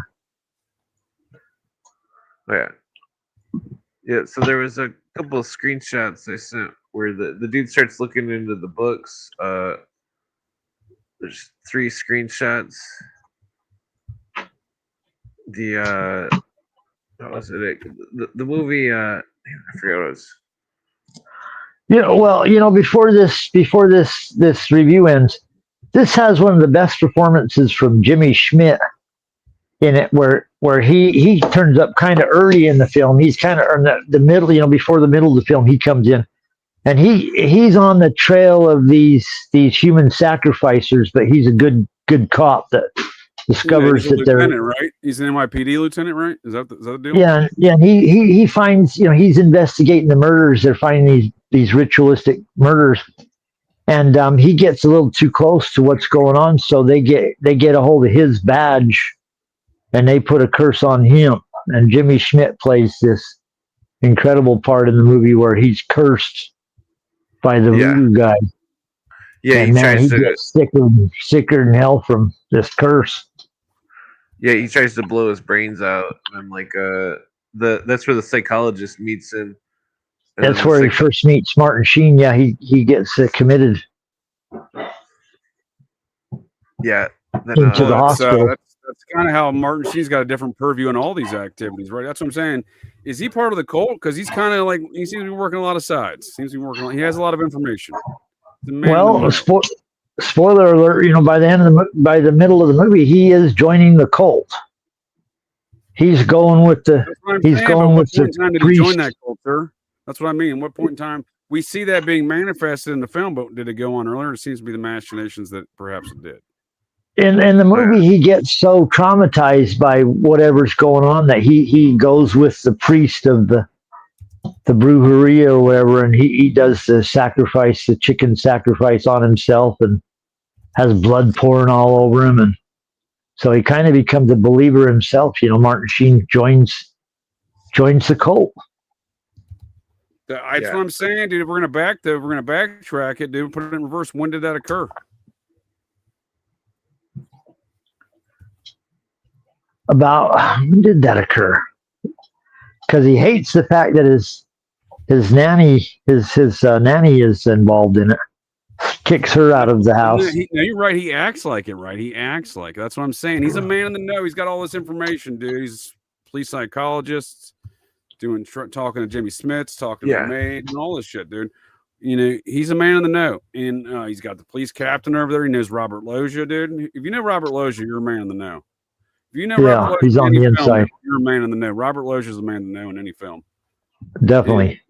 Powerful performance, dude. At what point is he? I got the impression. Okay, so the second time I watched it, now the second time I got shot by lasers, but I rewatched it last night, and I just, again, the doll's in Minneapolis, the wife dies, dude. Like, when did he start? He's kind of an unconscious, willing victim that's going into being drug in. He's not being drug in. He's kind of going into it willingly. I think he's deceiving us all, and we find he's deceiving us all when we see him formally join the cold activities. Yeah, he dives right into it when it's time to cut a chicken's head off and pour blood all over yourself. He's like, he looked like he did it before almost. You ain't kidding, sir. He had like a shit-eating grin on his face. He's like, yes, finally, blood all over me. Yeah. I got that picture right here, sir. Stand by. Here we go. Somewhere. Oh, here we go. Boom. Martin Sheen, knife and shit. Hold on 1 second. Boom.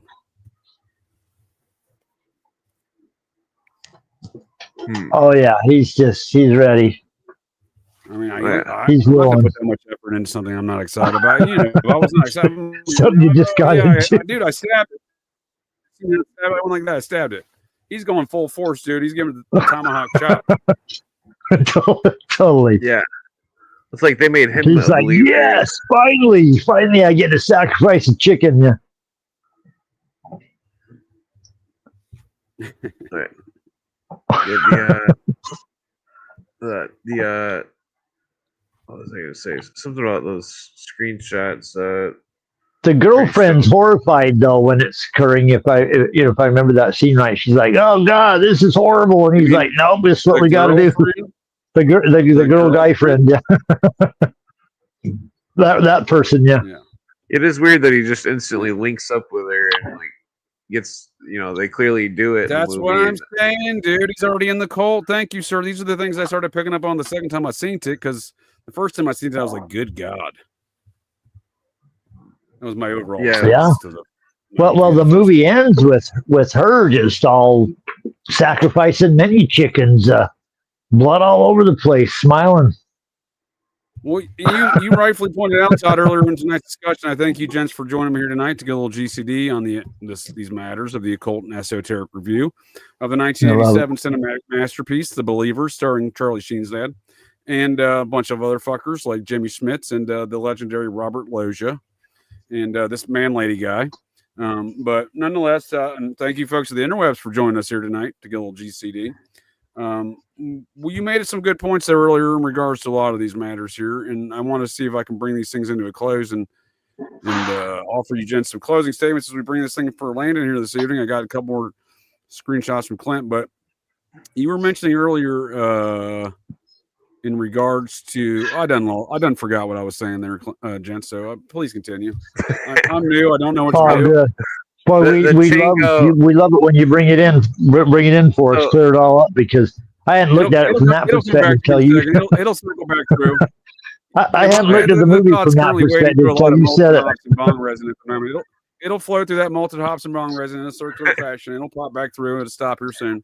Please I think you're onto something, though. I never saw it from that perspective till you said this tonight, JJ. It makes more sense there now. we go. And we've landed back at the train stop, sir. Thank you. And yeah, dude. So when did he join the cult? So as I watched it again, it seems like he's always part of the cult.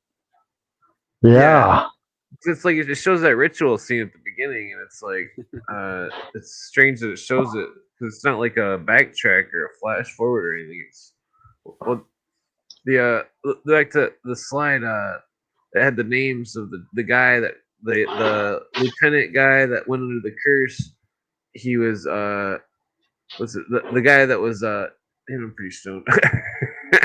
We're all having brain freeze over here. The guy that tried to blow his brain.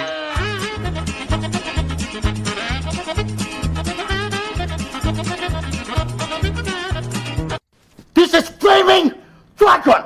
Okay, Flaming Dragon. Fuckface. First, take a big step back and literally fuck your own face!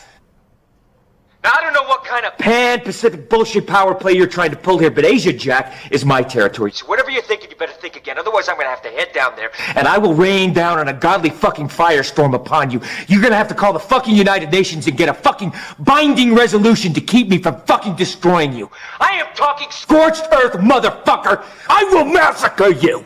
I will fuck you up!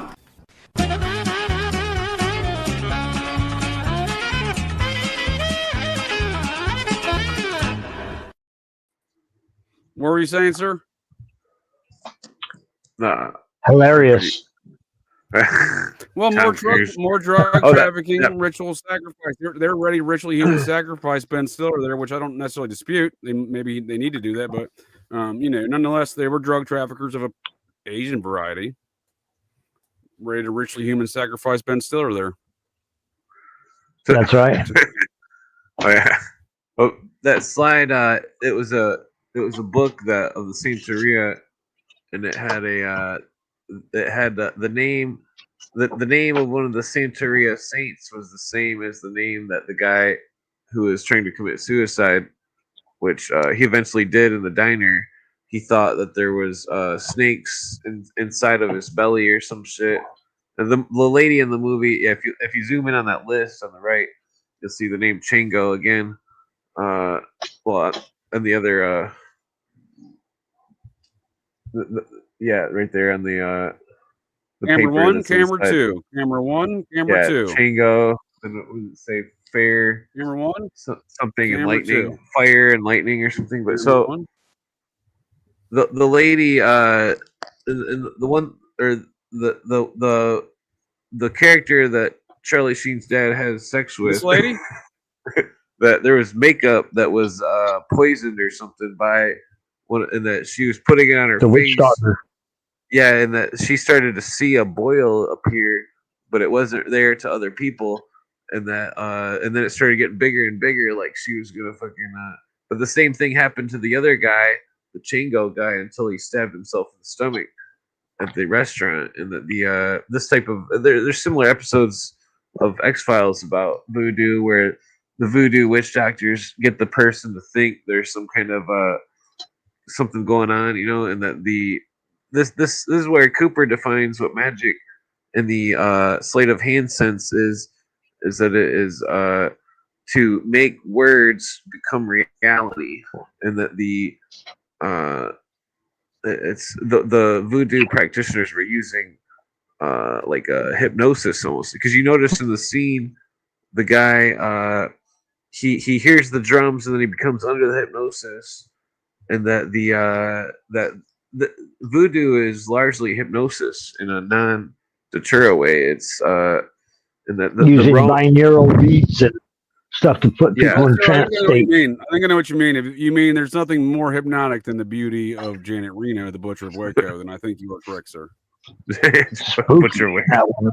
Yeah. Well, another thing we learned in this movie is how to pronounce snakes in Spanish, culebras. So, if anybody wants to know how you say snakes in Spanish, it's culebras, because the guy that witnessed Jimmy Schmidt cutting his stomach open said he kept yelling culebras, culebras. which is snakes Oh, in he's probably seen Spanish. that Samuel Jackson film. Snakes on a plane.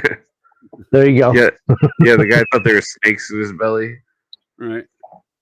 Yeah, that was the prequel to Snakes on a Plane. Snakes in the That's where it all started. Yeah. Well, then Happens just daily. seeing the Charlie Sheen origin story was very strange.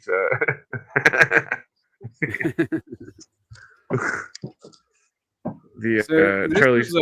Again, we the whole film, if I may add, what my concluding thoughts are, was a lot of ritual human sacrifice, mainly of children. Yep. And that's it. That was my thoughts. Yep. That's pretty much the movie. It's very bizarre. That and Robert Loggia killed it, like Robert Loggia does in every film. Rest in peace, Robert Loggia. Fantastic actor. Hard-nosed police officer. Oh yeah. Just who you want as your captain. It's definitely Dude, bizarre. He can play a movie. mafia dude. You can play your fucking antagonist, your protagonist. Dude, he could even if he was alive, he could even play. It's not an easy role to take, but he could play the Butcher Waco. Yeah, Janet Reno. He'd be perfect. He's got that kind of depth, sir. Robert Loggia has that kind of depth in acting. Those girls Definitely. Vishnu death deeds that they count for the end of the universe. Yeah, I thought the screenshot was interesting because he's got the one eye. Let's take a quick detour, if I may, sir. Let's take a quick detour on the life and times and films of Robert Loggia. Please do. Interesting. I mean, he started in 1956 with something called Somebody Up There Likes Me. Couldn't fucking tell you what that's about.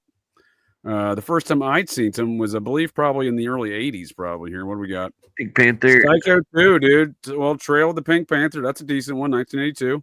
This is the 9th configuration. Alongside Manson family familiar, Peter Sellers. An Officer and a Gentleman. That movie was bullshit, but I've seen that one. I didn't care for it. It's kind of dumb. What were we saying? Definitely. Oh yeah, he's in Revenge of the Pink Panther too. Had another woman that looks like a guy in it. Julia Roberts. Yeah, Julia Roberts. Ugh. Deborah Winger, dude. You talking about Deborah Winger? Oh, who was it? Officer and a Gentleman, Julia Roberts. It says here, survey says Deborah Winger. I'm thinking of the stupid, the other stupid one with. I've conflated a lot of these folks. Bill Paxton, Bill Pullman. I believe this is Tom. Oh, I always want to accuse her of being Tom Hanks' wife, and there again, I'm wrong. Winger. She did a film with Tom. She's the one who introduced Tom Hanks to his wife, I believe, is how it goes, though. Wasn't she in? Shit, she was part of the IDF. Dude, we've been invaded by Israelis. Holy motherfuckers. Was she part of that too? Geez, she's guys everywhere. You gotta be fucking kidding me. Her and Gal Gadot. Jeez, what are they doing to us? Wonder Woman. She said in interviews in later years that she volunteered, sometimes even saying she had trained with the IDF. Well, they are our best allies. Yeah, well, here's the deal, bud. I don't know if that's an accurate statement. So,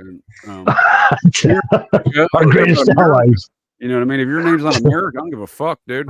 No, I hear you. Me neither. The British America, Sir, Lady Liberty, my first love, and people like shit on this country, and I don't appreciate it. Same. Yeah, well, like the Rhodes Scholarship was all about the British Israelism, as well as the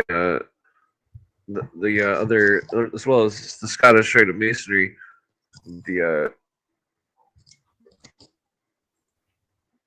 Yeah, dude.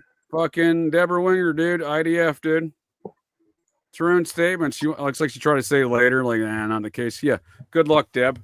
You fucking war criminal. I don't know. Is Deborah Winger in years too? I'm just being the Harrison Ford? Was she in the movie with Harrison Ford? The Philip K. Dick. Yeah, I believe it was Schindler's List. Schindler's List, yeah. Fantastic movie. What was that movie? The one where he's like in the future and he's in the future. Robots or some shit. Well, he finds out he's a robot. Sir, I don't believe that stars Robert Loggia. We got detoured. We do see him in Scarface in '83. That's an interesting role. That's right. Excellent. And he repeats that in Prizzy's freaking honor here with Jack Nicholson, Bob Cocaine Evans, buddy, and John Huston. Right here, John Huston directing. We got Jagged Edge. Never seen it, but that. Oh, speaking of dudes, look at this guy. You mean that ain't even close to a woman, yeah. dude. Glenn, not even close to a woman. Close. Man. Oh. Put my eyes out. Oh, dude, it gets worse, dude. When she and Michael Douglas teamed back up a couple years ago, you think Michael Douglas makes her look, dude. Look what she used to look like, dude. Yeah. Look what she used to look like. Oh, dude. God, that poor woman or man or whatever it is. Then, right, passes as a lady, right? You're like, oh, that's a lady. That's probably a lady, right? Even then, yeah, but well, that's why I said I qualified that, so I said probably a lady, probably a lady. Let me find her a picture of more recent times. Have you seen Chuck Schumer's old lady? Looking like a lady. You seen Chuck Schumer's old lady? And then you have her distant cousin Meryl Streep. Wait a second, I had no idea, dude. First and foremost, I am not the vice president, but she starred in my distant cousin's film, The Hillbilly Elegy. No, I missed that one. Yeah, me too. Apparently. Or I'm yet to see it. I don't know. I don't intend to see it, but yeah, me neither. I'll wait until the 10-minute synopsis comes out. Dude, look at this guy, dude, and tell me this ain't a guy. It got JD Vance elected. I hear you. Dude, come on now. Come on, guys. Is it Glenn? Glenn is a male. Yeah, why do you think your name's Glenn? Yeah. Like appropriate Glenn name Beck? for this person. Yeah. This is actually Glenn Beck. Yeah. Looks a bit like Mrs. Doubtfire. Definitely. Anyhow, I've gotten this detour from the review of the wonderful career of Robert Loggia. Because one of my favorite films is see him in Armed and Dangerous, classic John Candy film. Oh, yeah. Plays the antagonist, by the way. Well, that's right. It's on the fence. Then we see him Over the Top, one of Sylvester Stallone's greatest.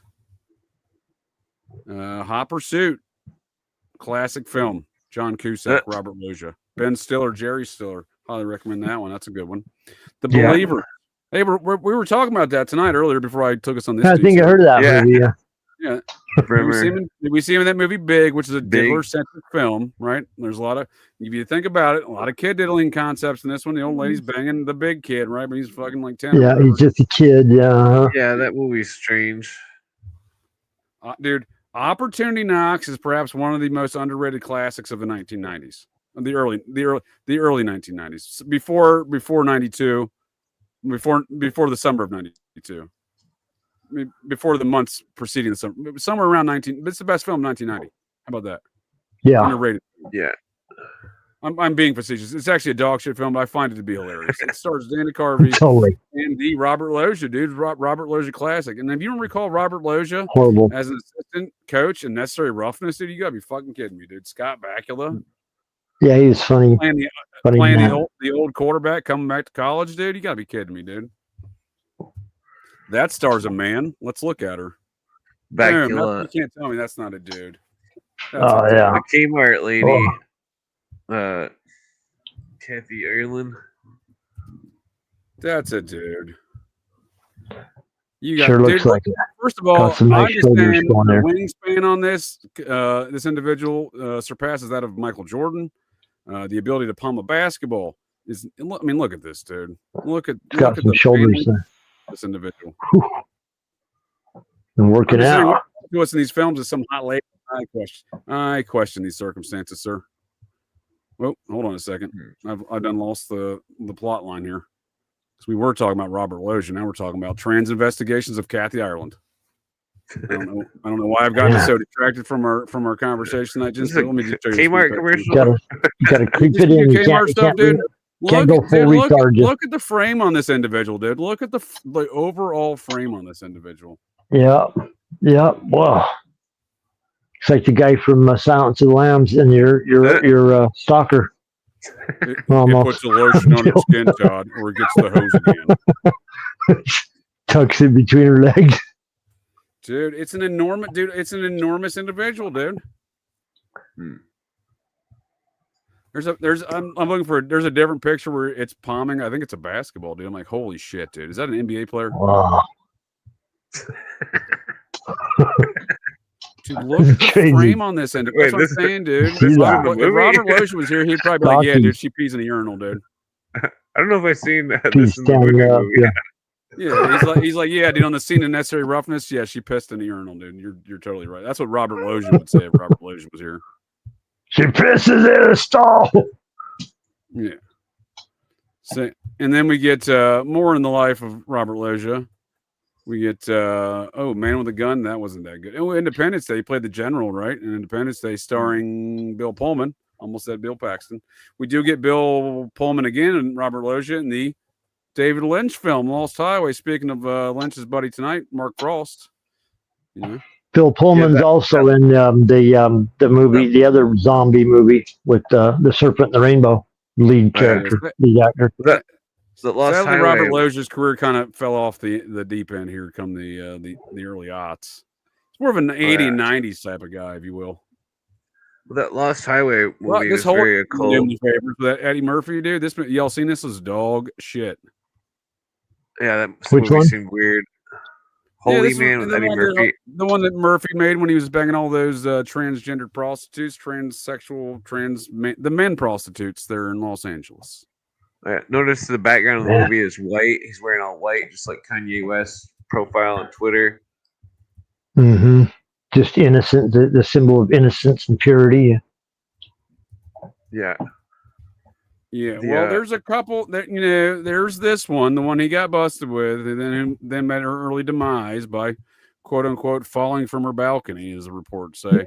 And the only one that met an early demise of these man-lady prostitute things in Los Angeles, and thanks to Mark Abner and his partner, the now deceased Andrew Breitbart, they actually did an investigative work on these matters back in the late 90s. They're contemporary to events, and their site Big Hollywood. Before Breitbart.com was BigHollywood.com. Wow, go from entertainment to national news. So I'm not gonna. I just want to go out and say I don't think for any moment that Robert Loggia had anything to do with those activities, but Eddie Murphy was during the making of this film. Oh yeah, he probably had one of those fat suits on or something. Him and Charlie Sheen. They were wearing fat suits on, and there's no way to identify. Who do you think benches more? Who do you think benches more, Kathy Ireland or Janet Reno? Look at the frame on Ireland, dude. Kathy's coming in. Kathy's coming in. Definitely. Whew. Linebacker. Todd Brigham Young's descendant, Steve Young, NFL quarterback legend Steve Young, wishes he had that kind of form, dude. Look at the form. Definitely. That's textbook form, dude. Definitely. She could have been a star. She could have been a pro football star. Beautiful and powerful, yeah. Maybe she was, dude. She could have been many careers. Well, let's bring this in for a close here, gents. I appreciate y'all joining me here again, the OpGCD. Do you have any closing statements on ritual human child sacrifices or the film? Well, don't go to Billerie's parties. The movie is very it was right around the time of that, like what Todd was saying, that the snake, what was it, Serpent and the Rainbow. It's kind of like a trend of weird Hollywood movies of disclosure of these occult ideologies throughout the 80s and 90s, which the occult draws you in through the mystery of it. That's how they gain followers and believers, and that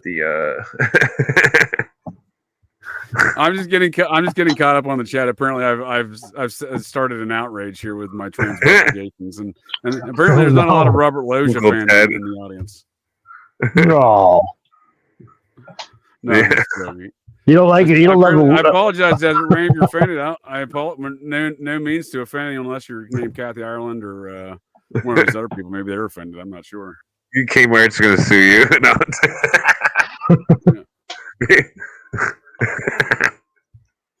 Reno has I just Janet Reno is a beast.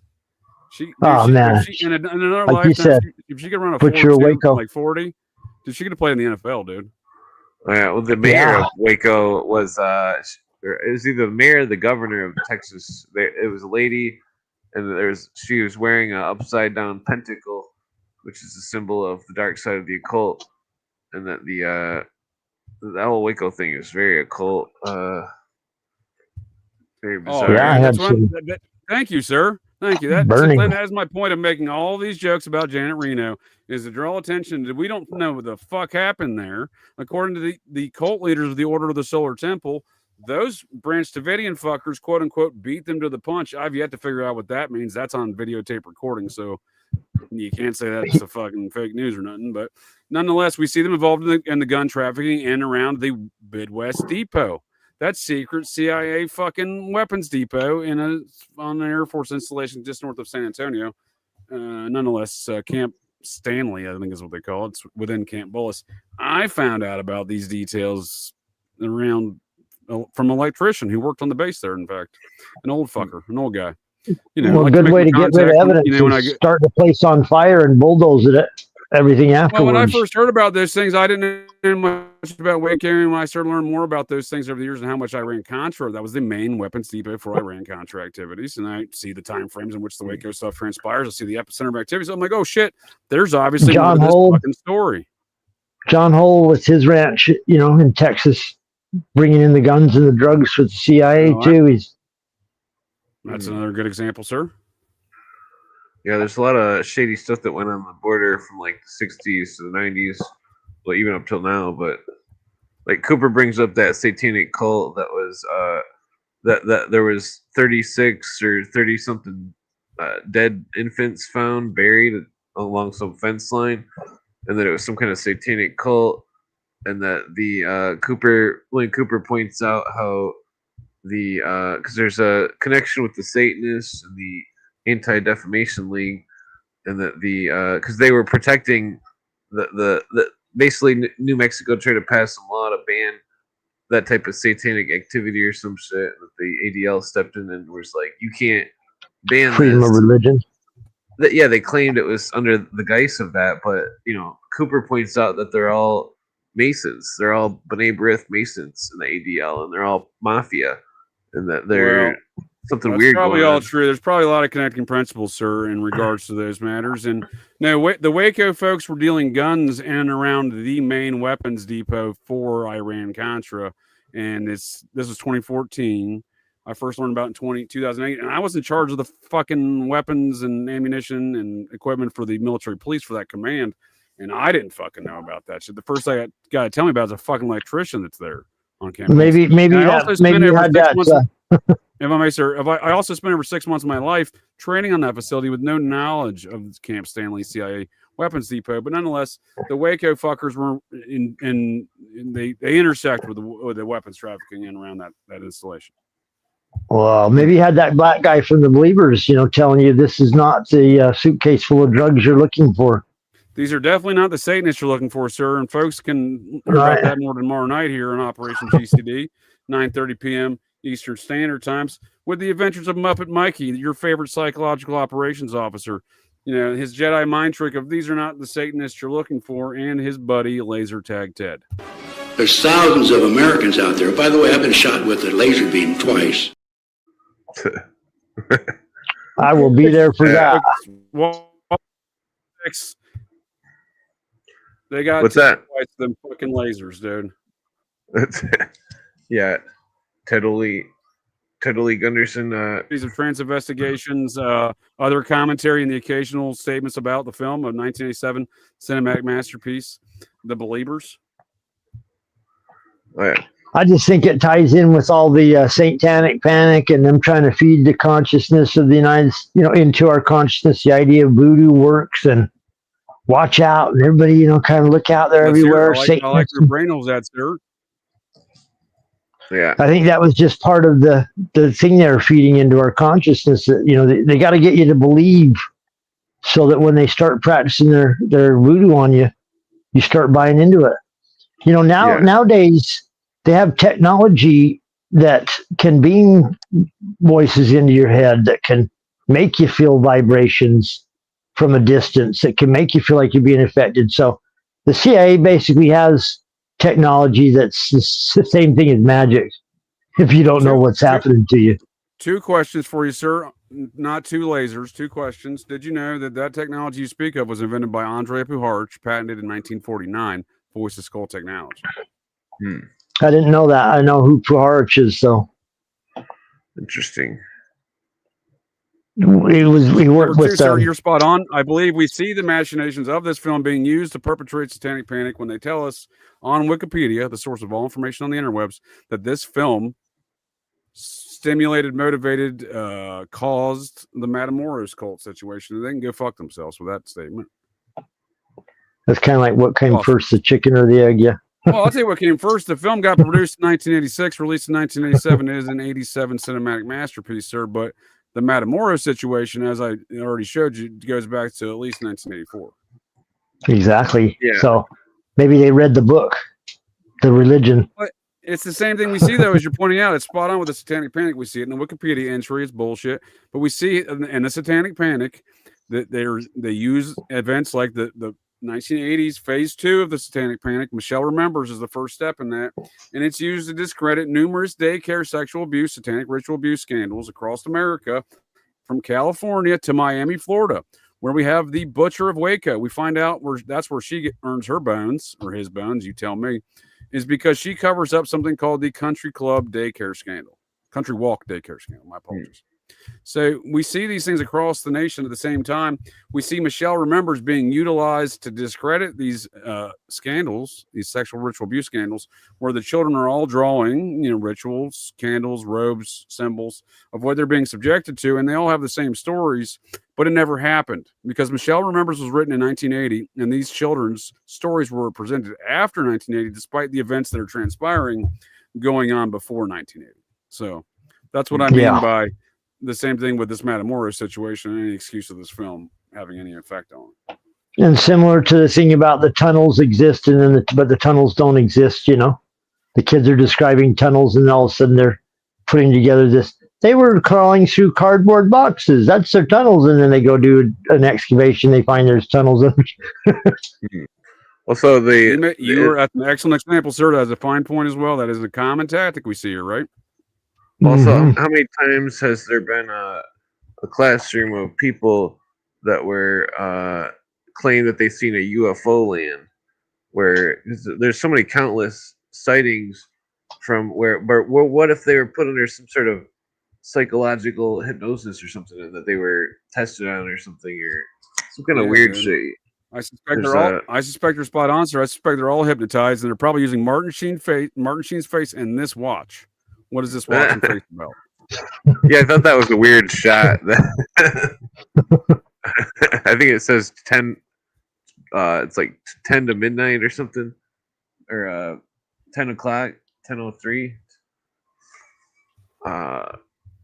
Yeah, because the idea, because when I was reading this one book, it was saying, I think it was the parapsychology book, Encyclopedia of Occultism and Parapsychology. It was talking about hypnosis, because I was looking for dirt on this Reichenbach dude with the odic force that was connected with the mesmerism and the hypnosis, and that it was saying that a hypnotist could hypnotize a person, and that it didn't matter how far away in the future it was, but if the person was hypnotized, they could tell them any date in the future, and that on that date, for example, the hypnotist told the lady that she would see a surprise or some shit on the next day, or in her kitchen, or I don't remember what he told her exactly, but basically the day comes around and then she sees an image of the doctor come into her kitchen, take one step, and then say hello, and then just disappear. And so this type of implanting of memories, suggestion, planting a suggestion. Yeah, and that the person would see the suggestion in the future, not necessarily right when they were hypnotized. And so this whatever this is, this tool, this hacking of the human mind, it can be done in the past, and then it can happen a year later, 10 years later, and I think it was subproject number 38 or something of the Navy was dealing with this same subject in like the 40s or 30s or something. And that these assassins and stuff that are keep in mind my name's just a rap name, but these murderers throughout history have been it seems as though they're on drugs or they are under hypnosis in every occasion, and that there's always very certain elements that match up, like the how there was in the recent thing, the CNN reported that they had a video or something of Lee Harvey Oswald, and that Lee Harvey Oswald was in a location that was far from the big book depository, and that basically they were implying that Lee Harvey Oswald was not the killer, and this is this year. He wasn't, dude. He definitely wasn't. He was absolutely not the killer, and he was also a member of the Society of Cincinnati, sir. I believe CNN also recently reported that Janet Reno, the butcher of Waco, has won Miss America posthumously. I do mean there you go. Oh, yeah. She deserves it. I think you're spot on about the hypnosis, sir. And check this out. This is from Danny Trejo's autobiography about his dealings with Charles Manson. You know, my cousin, the Manson, disregard the Maynard McCoys of Pikeville, me and Chuck are. But he meets Chuck in prison, and Chuck is able to hypnotize him into thinking that he's high on dope, on heroin. Check it out. Instead, used a piece of string to keep his pants up.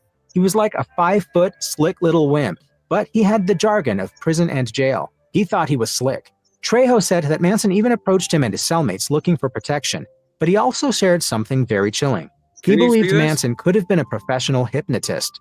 For example, he once sat down with Trejo and walked him through the process of shooting up with heroin.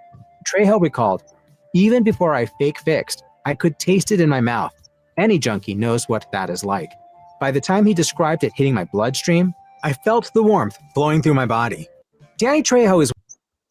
Whoa, that's weird. So obviously, whoop, man down. I got my, we're good. Recovered. Well, obviously, there's a lot to this hypnosis business. And Charlie. Yeah. That is how you do it. When I took psychology class, there was a video they showed us of a hypnotherapist who was holding a pencil, and they hypnotized the person and said that it was a lit cigarette, and they dragged it across their arm, and it left a blister. And well, there's a lot to be said about that. I'm not familiar with the test, but there's a test where they put down a fake hand and they hit it with a hammer, and then the person thinks that it's like on their arm as if they're looking at it as if it's a real hand, and then hit it with a hammer and they feel the pain. They react to it, even though it's not even connected to them. They just visually they think it is. Yeah. And there's the phenomenon of ghost limbs. People have lost their legs or limbs can still feel sensations. They lost their legs and limbs there. Was it by perhaps lasers? There's thousands of Americans out there. By the way, I've been shot with a laser beam twice. They got Ted twice. I don't think he lost any limbs, though. But he did lose a few little off his eyebrows there. Shaved his eyebrows a little bit. All right. They needed cleaning up. I appreciate you joining me here to get a little GCD. Clint, did you have any final thoughts there? Or Todd, anything else that you wanted to add? Yeah, I just I forgot to change my name before I came in with Third World Podcast is the new name or whatever. And that basically check us out. Well, I think your official title is Constitutional Witch Doctor, if I'm reading correctly. Well, that's that's my like degree. That's no. I missed the memo on That's a good. It's a proper name, sir. It's a proper name. Todd the Wizard and Clint the Constitutional Witch Doctor. I thank you both, gents, for joining me here tonight. The old GCD. Thank you. Thanks for having us, JJ. Fantastic show. I look forward to seeing y'all in 2 weeks here. Back again. It's not 2 lasers, 2 weeks. Wednesday night, 9:30 p.m. Eastern Standard Times for Ninth Gate. Ninth Gate. Come on, guys. We're can't wait. Ninth Gate. Can't wait. Johnny Depp's Ninth Gate. You guys are. It's gonna be awesome. By space lasers, I wasn't familiar with it. There's thousands of Americans out there. By the way, I've been shot with a laser beam twice. We'll see you in 2 weeks for those 2 films with these 2 gents, and I do appreciate you joining us, folks. Thank you very much for joining us here tonight to get a little GCD. The Ninth Gate, that's going to be a good one. I like that. The Believers, though, that was a good one. I enjoyed this That one. will be good. All the ritual That will be good. sacrifice business. Yeah. Peace Thank out. you so much, sir. No, thank you all. Catch you next time. Good evening. Well, that's it.